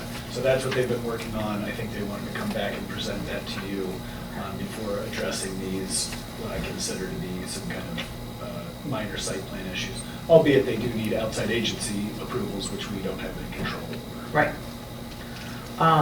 Another question I have that's like kind of tangent here, as far as the decibel, on page 3, average hourly decibels as modeled at the nearest outer wall of the nearest dwelling. Why isn't it at the property line? And I thought our sound ordinance was at the property line. So I believe this is based on the CREO, the Compatible Renewable Energy Ordinance, which talks about state government. That's where the language came from, was from that act Okay. that we modeled the ordinance against. Okay.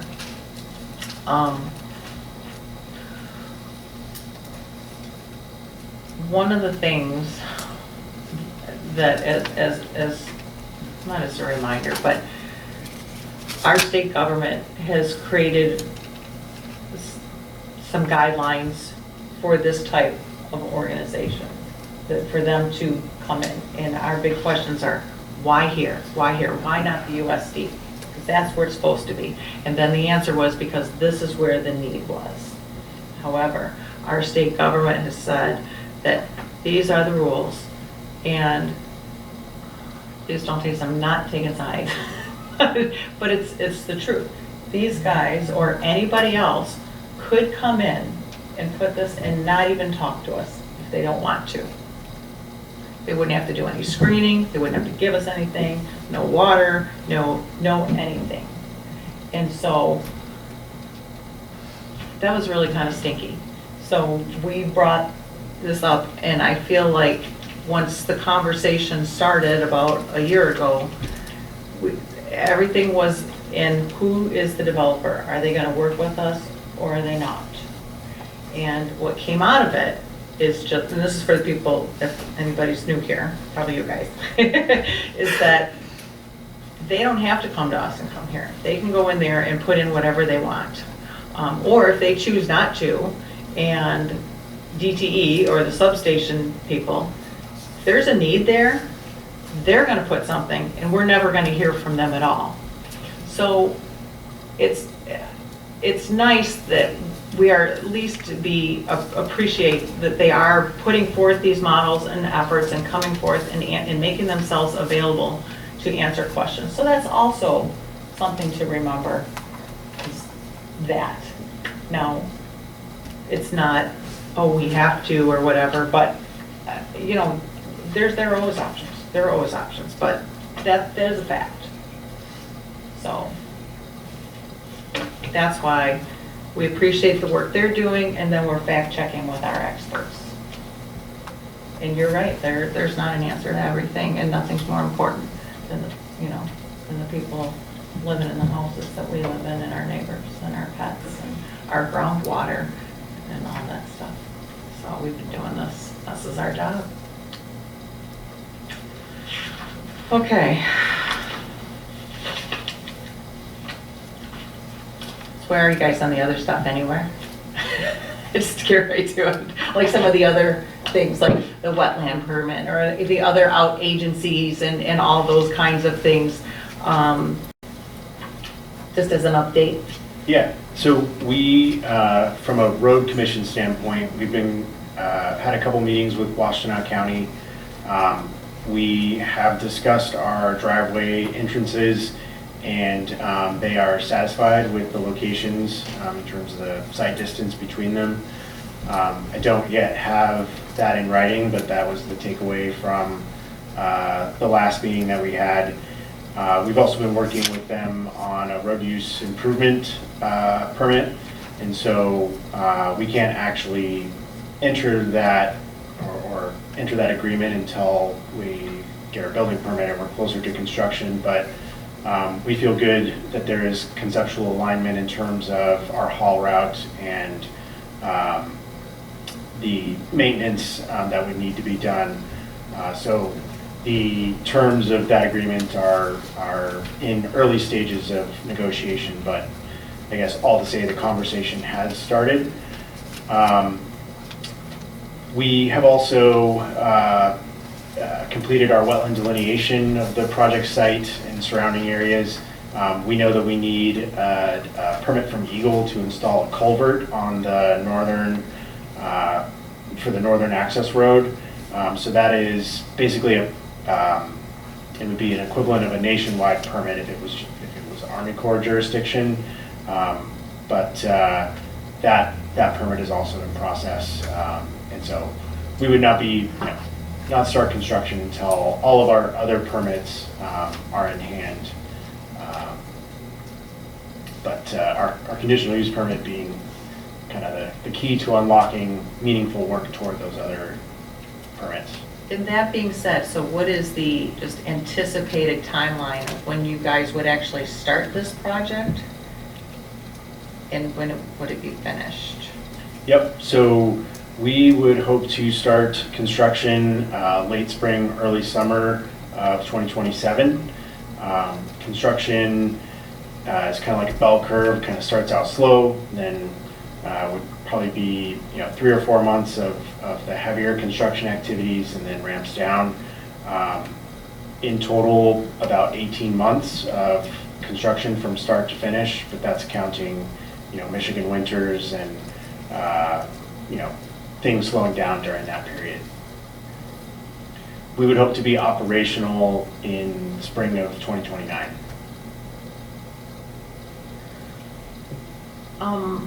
Paul, was there, or no, Paul. As far as some of my concerns were for the plan, the hazard plan. So Chief, how does that work? What does it look like? Just not overly detailed, but as neighbors, residents who live there, how does that roll? Or maybe that's you, I'm not exactly sure. But how does that okay, say there's an accident. What does it look like? And when you say evacuate people, my first thought is, if I'm living right there, how are you gonna let me know? What if I've got a babysitter there or something? What does that look like? How does that work? So you've asked a big ask. There's a bunch of questions in one little small question. So the NFPA standard outlines the planning piece, what you have to plan for and how do you plan. So there's a lot of different contingencies in there. We look at this site as you would as a power plant, right? The substation that's adjacent there. We would not race into a high voltage substation. We would request, and they probably would know before we would with their remote monitoring, that they have a problem. So their on-site representative should be there, if not before the incident is fully involved or immediately thereafter. Because it's high voltage, because it's their system, we're really going to be kind of stepping back and protecting the public and asking the company who owns the site, just like DT, if their transformer blew up at that substation, we would not rush in and put water on high voltage.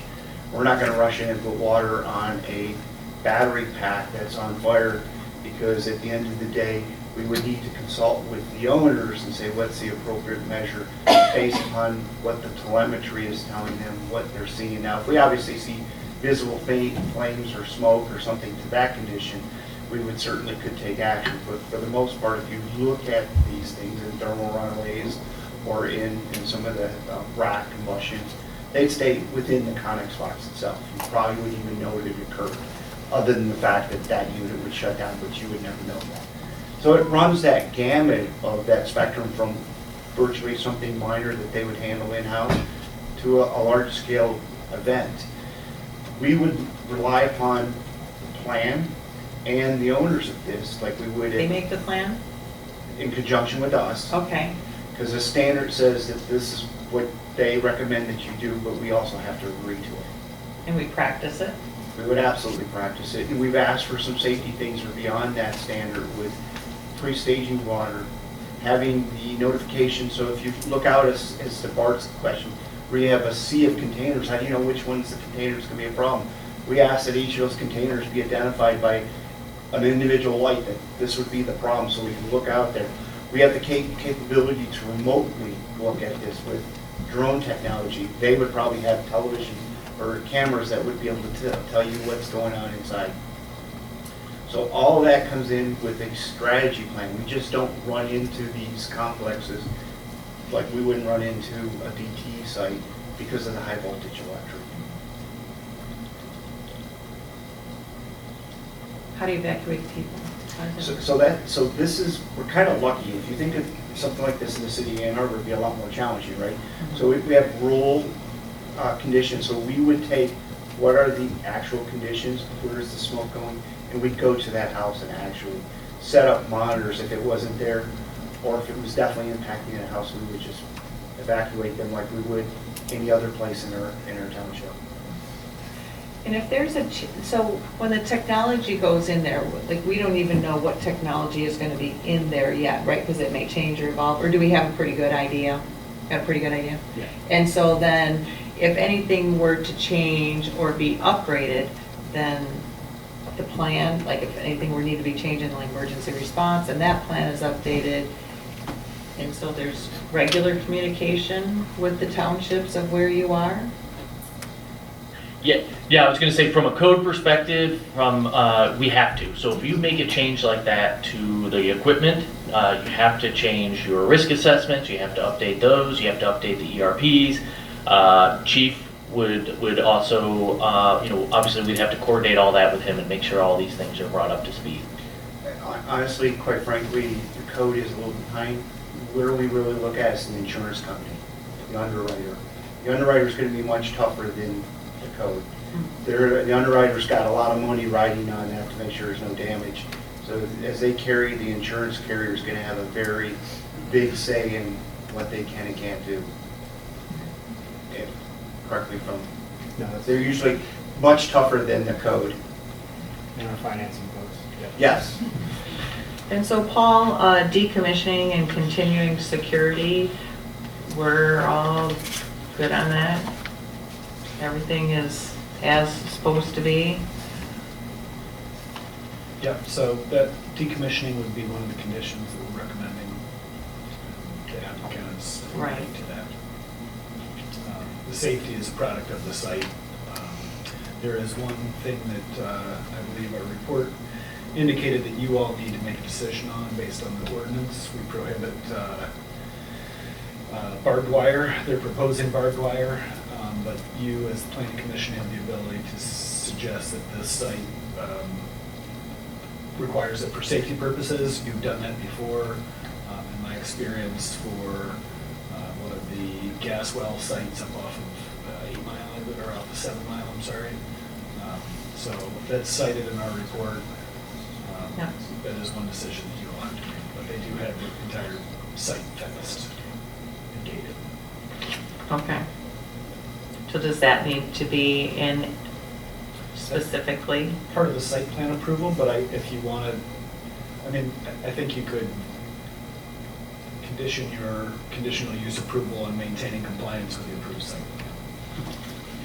It can go without saying, but if you want to belt and suspenders it, by all means. Could you say those words again? Belt and suspenders? No, I got those. What was before that? Condition your, Based upon, make a condition of your approval that they maintain compliance with the site.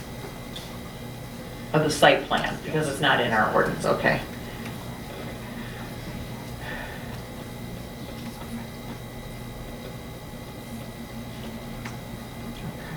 Just want to make my notes.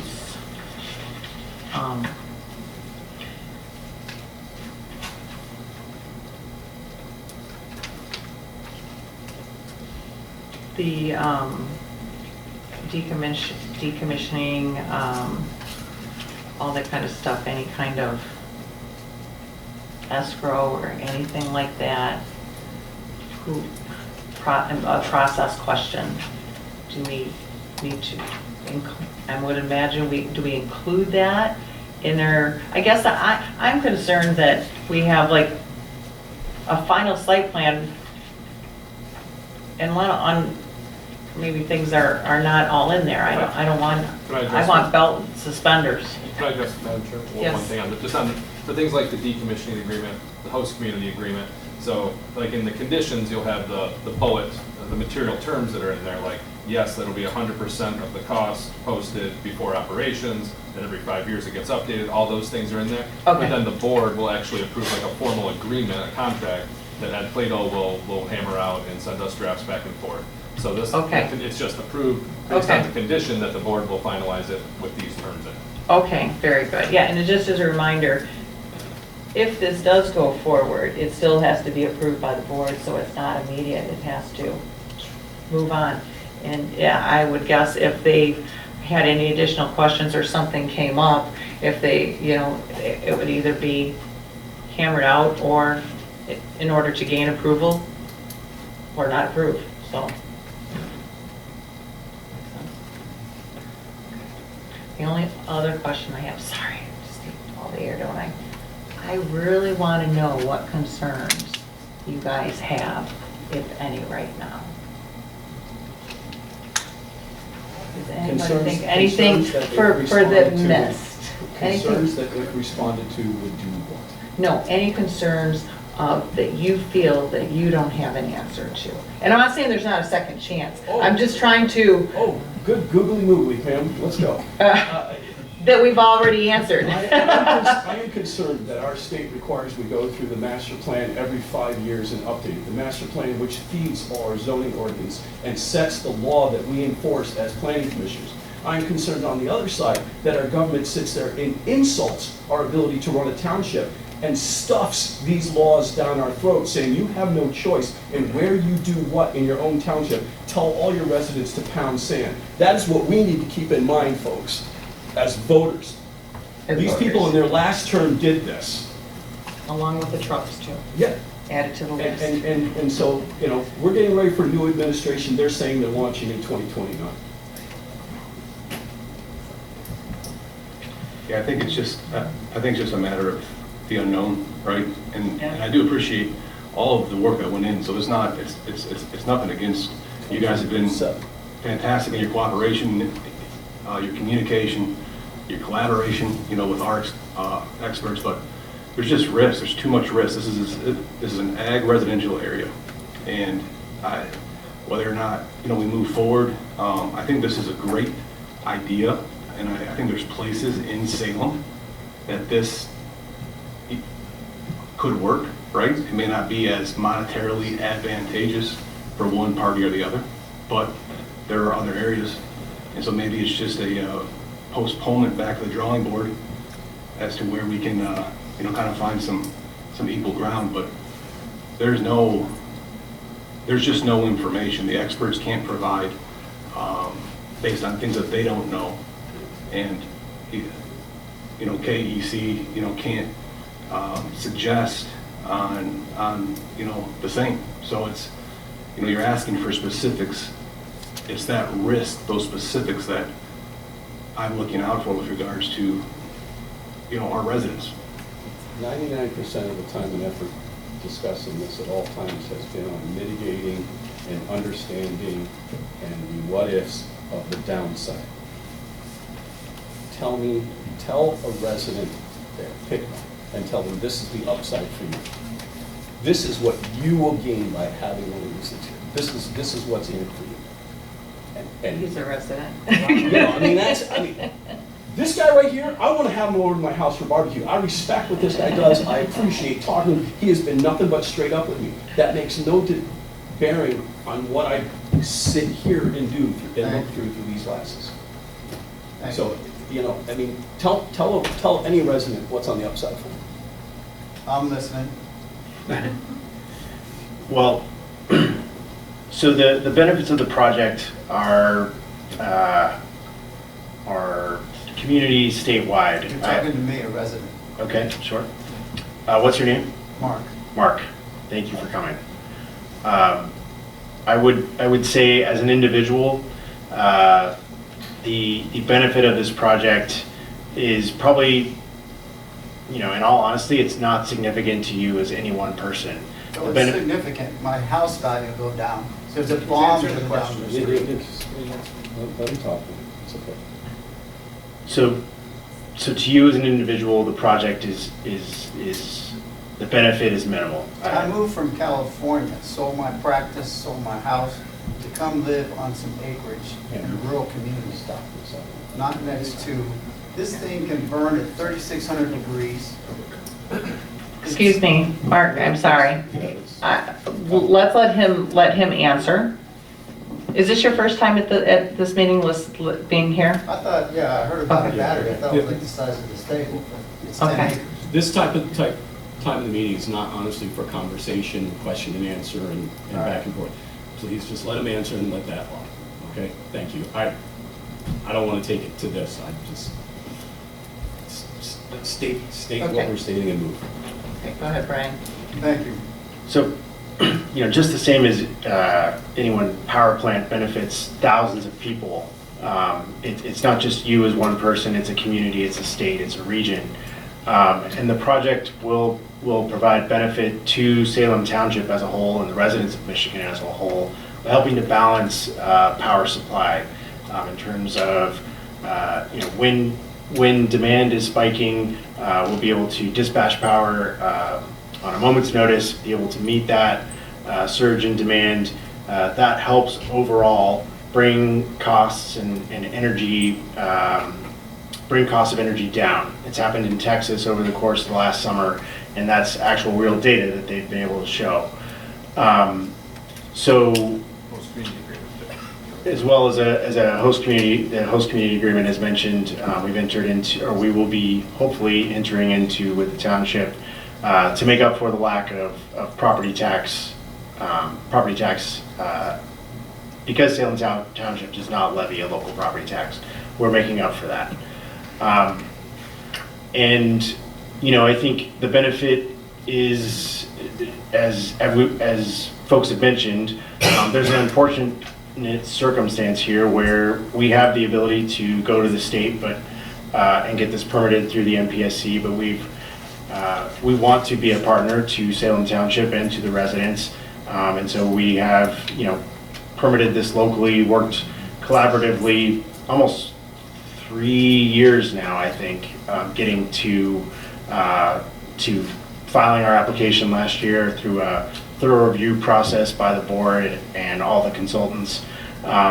So I think that speaks to the diligence and commitment of our company, KCE, and the individuals in this room. And so, you know, the benefit to you as an individual person, hard to measure, but invaluable as demand for power grows, and we need every resource available to meet that.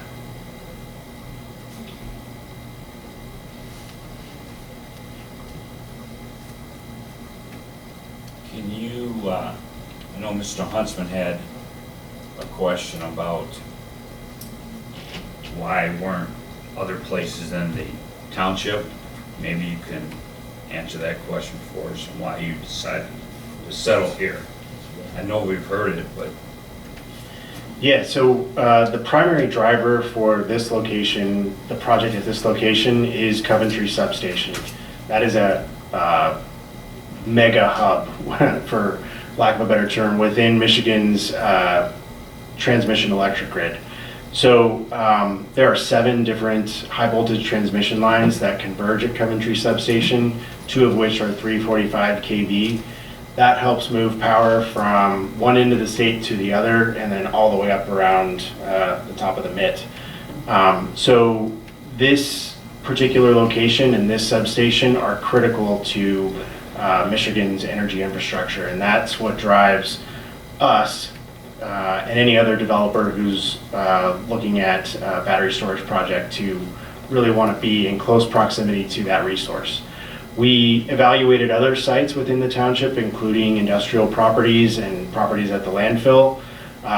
There really is no other substation that has meets the criteria and value that Coventry Substation does in terms of the regional electric grid.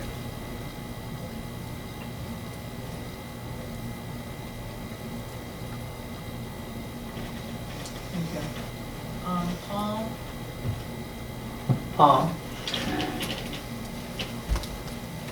I guess I'm still a little bit unclear with something this big, why we would approve a final, as a representative for Salem Township and Stephen, why would approve a final site plan when we're just not there yet? We're not recommending that. I was just suggesting the options that you have in front of you. Okay. So the recommendation that we're making at this point is regarding the preliminary site plan. We still have a number of outstanding items, including those outside agency approvals. But by all means, I think the applicant is really looking for an answer on the conditional use. Okay. Okay. I think it just makes me a little bit leery to do combined site plans. I mean, if it were a rain garden or something like that, I'm good with that. But battery storage, gas stations. Understood. Yep. It's kind of nice to have steps to continue working together. Since the plan's not here yet and it's not done, I'm not seeing any real harm other than maybe one more meeting, I guess. Okay.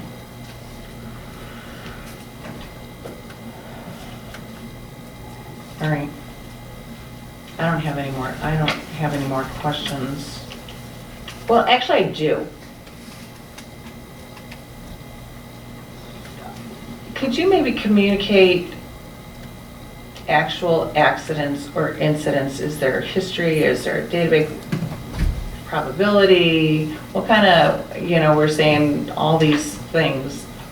With what you guys have so far, either your own and or industry standard, what's like probability?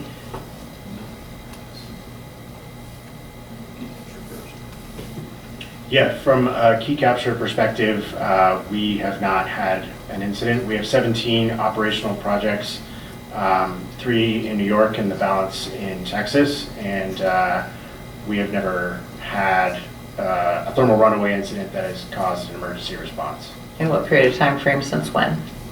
Gosh, put me on the spot there. 5 years, 10 years? 2016. 10 years? 10 Okay. years, yeah. And so what about industry standard? What, do you guys like, is that comparing apples and oranges? And especially, it might not be a valid question just because of the technology that has changed, because obviously when this first came up, we're looking at that, whatever that YouTube thing was, right? It was bad, but that's old stuff, old technology. I know you've addressed that before, but I think it helps people put basic expectation or. Yeah, no, I mean, I think it's important, with Key Capture's experience, with the number of sites they've had over 10 years to go first. Obviously, there have been fire incidents in the U.S. with these systems. Most of them have been that like older technology, the nickel, manganese, cobalt, the nickel, cobalt, aluminum battery chemistry, which is not where most of the industry is now with the lithium iron phosphate battery. And so a lot of the fires that we do see, and I think last year there was maybe 5 or 6 across the country where they had fires at this type of size of a site. Most of those were all, I should say except for the one in New York, all of those were the older chemistry. So in terms of lithium iron phosphate, I was aware of one fire last year where in the entire United States that had a fire. And what did it look like? That was the 5 hours, the 8 hours. Was it not known? Yeah. Oh, no. Yeah, there's full report. It's in New York. We've got all the data and all the reports on it. So yeah, no, it lasted less than half a day. They air monitored everywhere, both private consultants and the local EPA. New York State was involved. They tested soil samples. They tested groundwater. They tested everything. Everything came back below toxic levels. They didn't detect heavy metals. They didn't detect anything in the air. They detected nothing around any of these sites. And that result is very consistent with everything we've seen with other incidents, even with those older NMC type chemistries, where they've burned up the water, they've collected it, they've sampled it, they've tested well water around these sites, they've tested the groundwater, and all of them have come back below any detectable level that is toxic to people or the environment. And that's probably another standard operating procedure, right? That's what they do? Oh. Yeah. All right. And there is a database, if you all are interested, that does track these things. That's tracked by a third party, has no involvement with us, and I'm happy to share the link if you guys need it.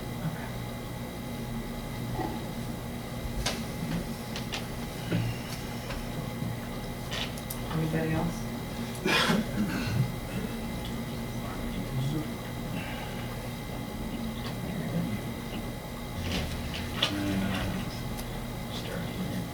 Okay. Yeah.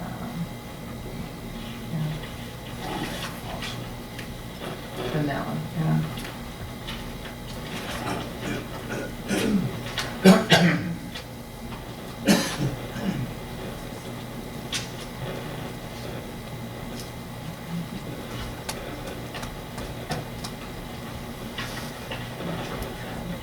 Yeah.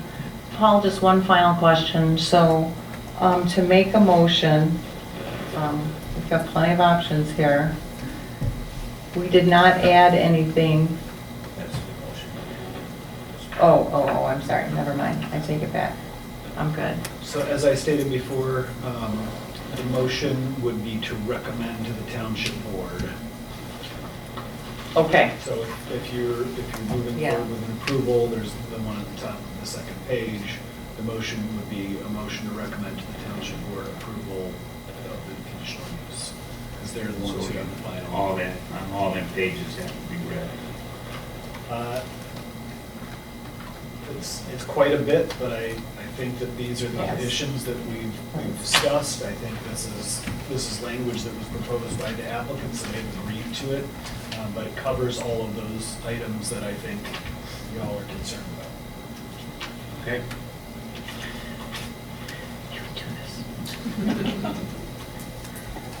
Recommend approval to Township Board. Motion to approve conditional land use for key capture energy located at 6709 East Joy Road, based on the findings set forth in section 63-06, with the following conditions placed on the use: emergency operation plan and safety prior to commencement of project construction. KCE MI1-LLC, the applicant shall submit a final emergency response plan, fire response plan, and emergency response plan.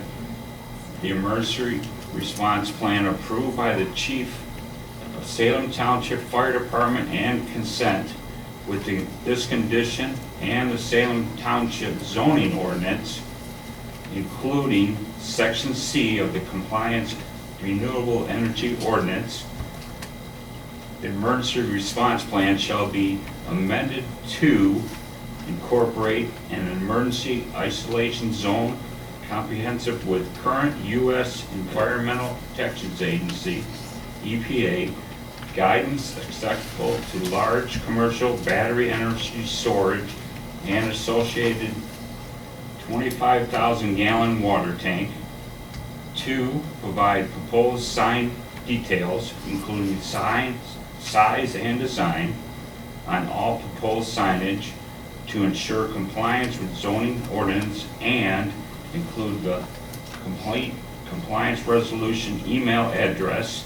3, ensure correct information such as facility names and contact information is included. 4, indicate annual training of first responders at sole cost of KCE. And 5, provide a mechanism to alert the township and its residents of any emergency occurring on the project site. For the avoidance of doubt, the project shall comply with the version of NFPA 855 standard for the installation of stationary energy storage systems in effect on November 29, 2024, including MXP battery energy storage systems in effect on November 29, 2024, including the project shall also comply with the most recent fire code adoption by the township. The project shall also comply with UL 9540 standards. Sound, number 2, sound within 1 year from the project commencing commercial operations. The applicant shall provide a post-construction sound study to demonstrate that the project as constructed and operating meets all sound requirements of the CREO. The post-construction sound study shall be conducted by a qualified third-party firm selected by the applicant. CREO section C3. Decommission and continued security.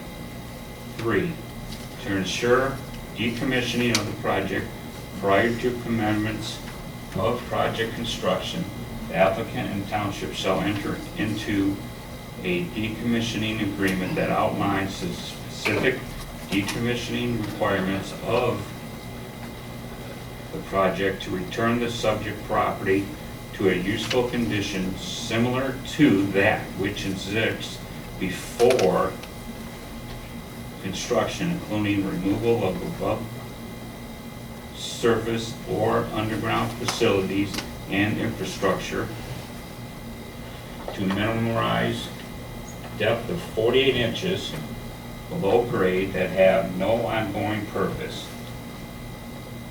The decommission study or agreement shall also include the posting of a financial instrument with the minimum agreement upon financial instruments shall be at least equal to the overall decommissioning cost less the salvage value as determined by a qualified professional or firm such as professional engineering selected by the applicant. The applicant shall post 100% of decommissioning costs by the start of commercial operations.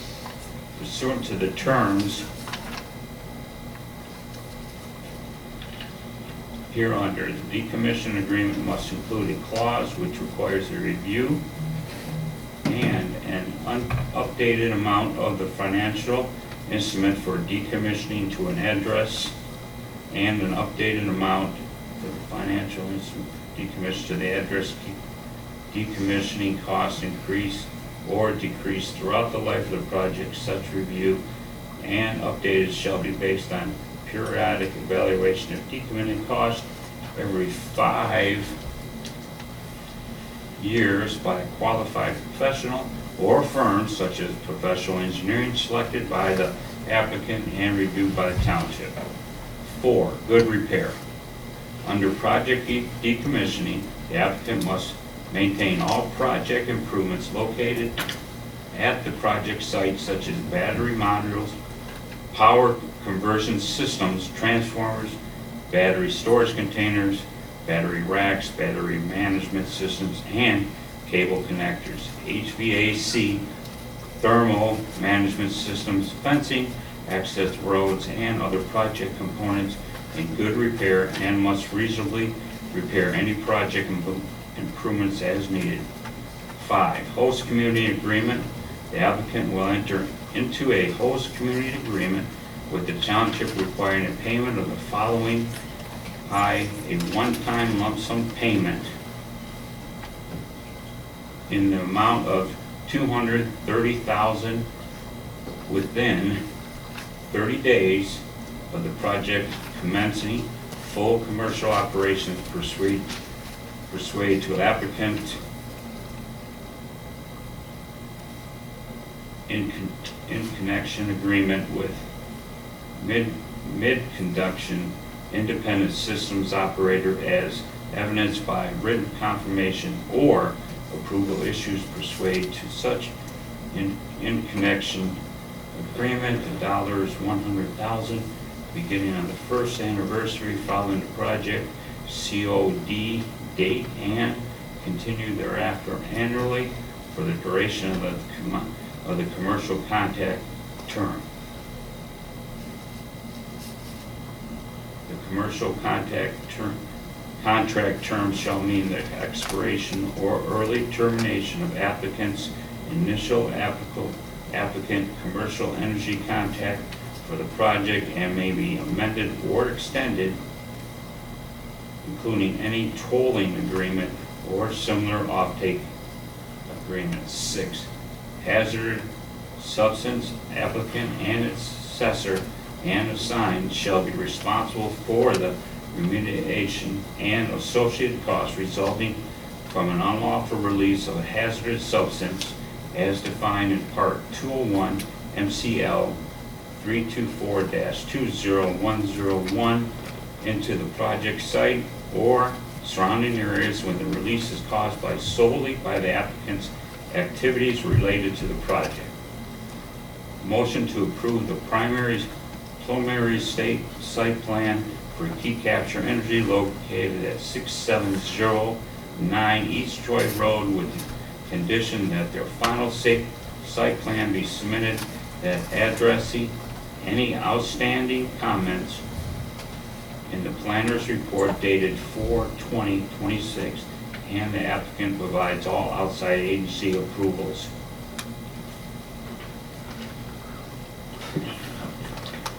I just want to make one minor correction. The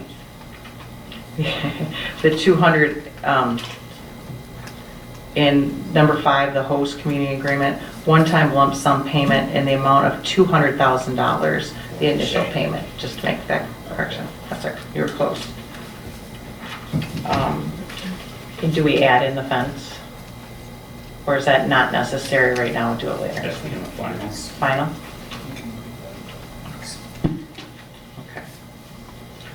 Okay. Do we have a second? Second? Excuse me. Is there ever a time for public comment? Yep. Okay, now? Yep. Okay. Nope, not yet. Okay. Almost. We're close. Okay. All right, so we have a second, Brian.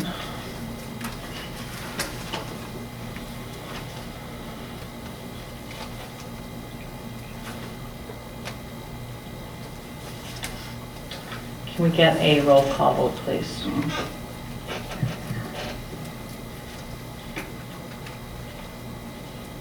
It's a roll call vote for the motion to approve the prelim site plan for Key Capture Energy. Bennett? Yes. Khan? No. Frost? Yes. Huntsman? No. Lewandowski, Yes. McLaughlin, Yes. and Merlot. Yes. Okay.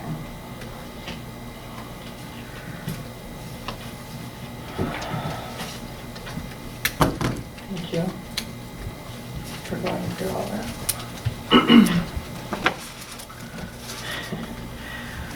Okay, number 9, reports of commissioners and correspondence, Board of Trustee. One thing for us is that the board signed a resolution for having to do with the affordable housing bills that are currently in the Michigan legislature, vehemently opposing 9 different ordinances that would take a lot of the power away from local zoning commissions and put them in the state hands. Add to Bart's list. I do have, I don't know if anyone's interested in hearing kind of what they're about. Yeah, go ahead. I mean, I can real quickly go through them. So both HB 5529 and 5530 have to do with allowing 1,500 square foot lots on any area that has public water and sewer. That goes through both the Land Division Act and the Zoning Enabling Act. HB 5531, this will be significant for tonight, requires a decision within 60 days after receiving a site plan, and it requires a written explanation for any denial or conditional approval. It also limits additional requests after the initial site plan is approved.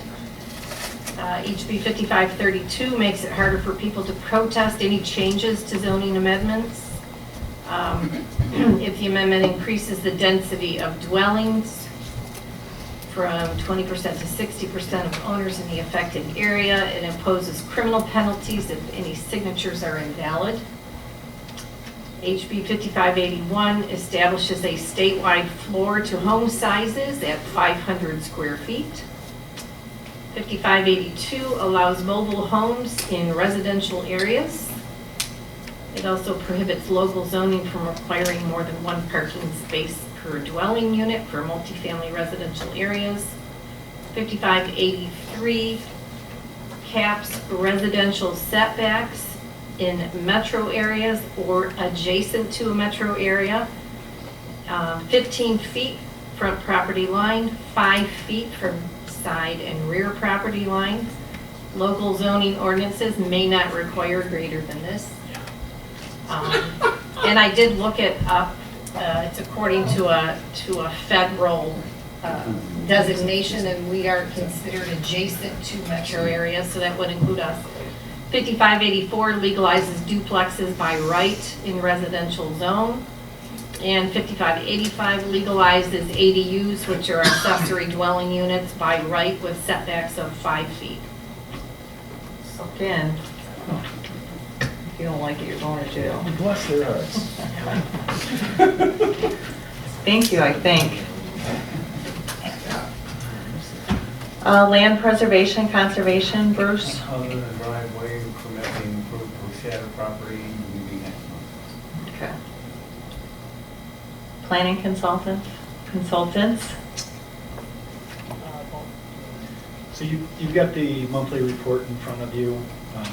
In terms of major projects coming your way, I think you've seen most of the ones that are on this list. And I believe we reported last month that Salem Springs is working on updates, trying to get their final site plan done. And it looks like perhaps a couple of changes that they're looking at in terms of what their building product might be to support a builder that they're looking to sell the project to. So. Oh, so not MI Homes anymore? It is MI Homes, yeah. Oh, okay. So Salem Springs is still one. I gotcha. Okay. So that will be coming your way as we sort out some of those details. Other major projects, I don't see anything coming down the pipe. Stephen's been doing office hours and meeting a lot of the residents here, so I don't know if you have any comments or anything you want to add to the report. No good stories? Okay. Thank you. Approval of the minutes of our June 15, 2026.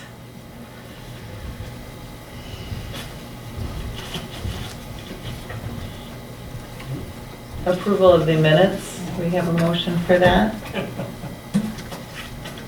make the motion to approve the minutes of April, the 2/15/2026 as submitted. I'll second.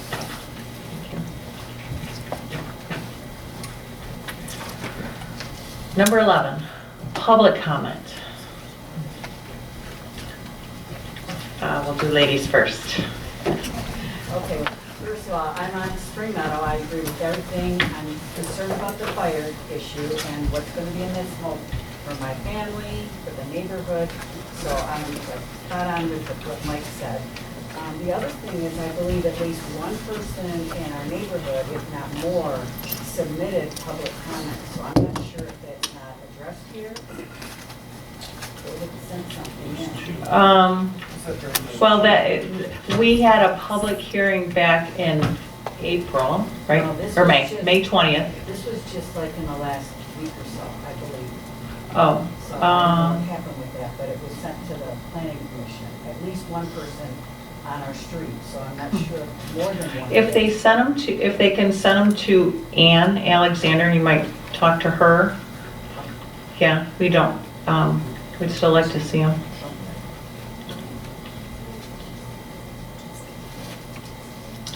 Anything else? Okay. Yes, sir. So I do have some data, and, you know, between the year 212 and 225, there was 26 best lithium batteries that failed and burned up in this country. Globally, there were 90. The fires look like this. Extreme operating temperature, lithium batteries fire can burn at temperatures reaching up to 3,600 degrees. This is hot enough to warp in a metal structure and concrete. Distinguishing defiance. Standard water or chemical suppression agents cannot easily stop thermal runaway once it spreads. Firefighters often cannot extinguish the blaze directly, but must simply monitor the perimeter, letting the units safely burn themselves or out over days or weeks. Toxic off-gassing. When the thermal runaway occurs, the burning plastic components, the volatile liquid electrolytes, release heavily toxic vapors. These emissions include hydrogen fluoride, carbon monoxide, hydrogen cyanide, and vaporized metals like nickel, cobalt, posing acute respiratory risk to responders. The last problem was in California in January 2025. Massive fire at the prominent Moss Landing site prompted a 24-hour evacuation of approximately 1,200 nearby residents. While air quality monitoring later deemed the surrounding atmosphere safe, the incident emphasized how quickly local communities can be disrupted by a large energy failure. And then there's a historic one, April 2019 in Arizona. An historic turning point for the industry. A single cell, they experienced thermal runaway, and the facility's clean agent fire suppression system failed to stop the cascading heat. When the firefighters opened the container door, the influx of oxygen met the accumulated flammable gases, triggering a violent explosion that severely injured 4 first responders. So there's other incidents. I heard all the data, and all, but I walked my dog down there. The place that it's at there, they gotta lease it. They gotta get leased. And in the lease, if you read the lease, it even says to the person who's leasing it, if you lease it to them, it'll downgrade the value of your property. And then the surrounding people are like, I moved out here for the green belt. So we have room to breathe. That's why my neighbor bought extra acres next to me to keep people from moving into our area. This is not a natural inviting, this is potentially explosive and toxic. And it's not, this is not 26 over the last, from 2012 to 2025, and 90 globally. That's the same company that they're using, that's the batteries they're using.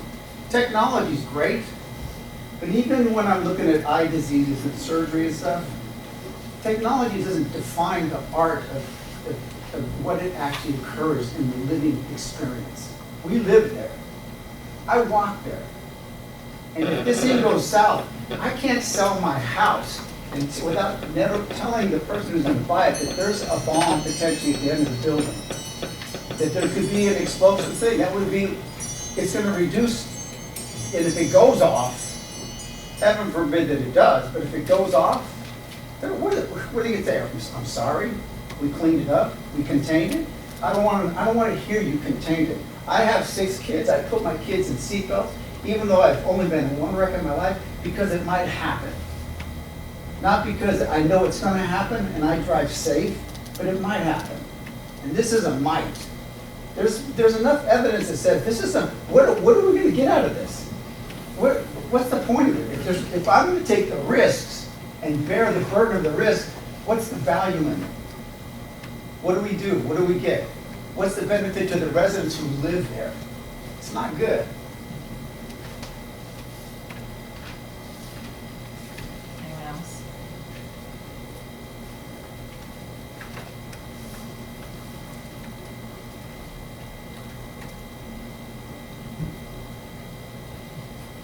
Chairperson comment.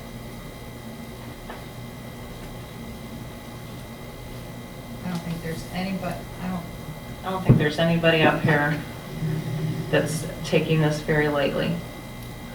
And to be honest, none of us wanted it here. We didn't. Well, I don't want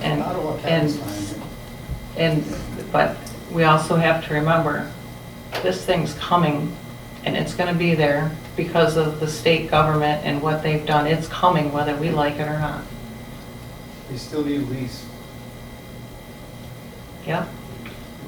And it might, we've had a lot of questions, but there are no guarantees. But we're not taking it lightly. We absolutely care for your families and the air and the water, all of it. They're gonna put it there, and our state government is allowing it. So we're trying to do the best with what we have. And we certainly appreciate your concern. We can see your frustration. We wish they would put it somewhere else. I would suggest maybe there were some things that you'd said and talked about that perhaps, I know that some of these people, and sorry, I forgot your name. Rochelle. She has been out and knocked on doors to communicate and talk with people to try and help answer their questions. So I'm not trying to say it's going to make anything any better, but maybe it can give you some answers of expectations so you don't have any wrong expectations, I guess. Another thing is that this is going to go, the conditional use and the preliminary site plan is going to go to the board for the board to approve. We made a recommendation. Gary's board will decide whether to approve or deny, and I don't know when that will be. Gary, did you want to say something? Yeah, just mentioned the other day, so Thursday, we do have a battery storage plant up in Coldwater, so I talked to the supervisor there that's been there for a few years. So they have given us an opportunity, for anybody who wants to go to tour this battery facility to see what's going on there, what kind of precautions they've been taking for their residents and people who are living by there. So we'll actually be able to see where it's at, how it's affecting the neighbors, and precautions that they have been taking, and what's their plan in case of an emergency. So whoever wants to come, if you can call the township tomorrow, let us know. If I have to get a bus, we'll take a bus off, people will come up there and see exactly what is going on there. So we're going to do that. It's Thursday at 11 o'clock, so if I have to leave here about 9 o'clock, maybe. So encourage anybody who wants to come, we'll figure out how to get everybody up there. So, but I think it'd be good for us just to see what they're dealing with, how they went through their process in getting this. Let us know by tomorrow.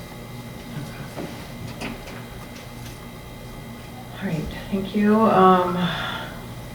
That's all I have. We are adjourned at 10:09.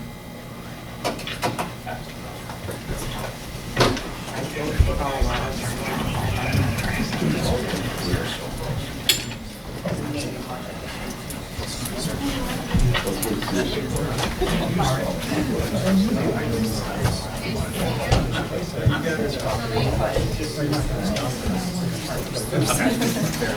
Bart.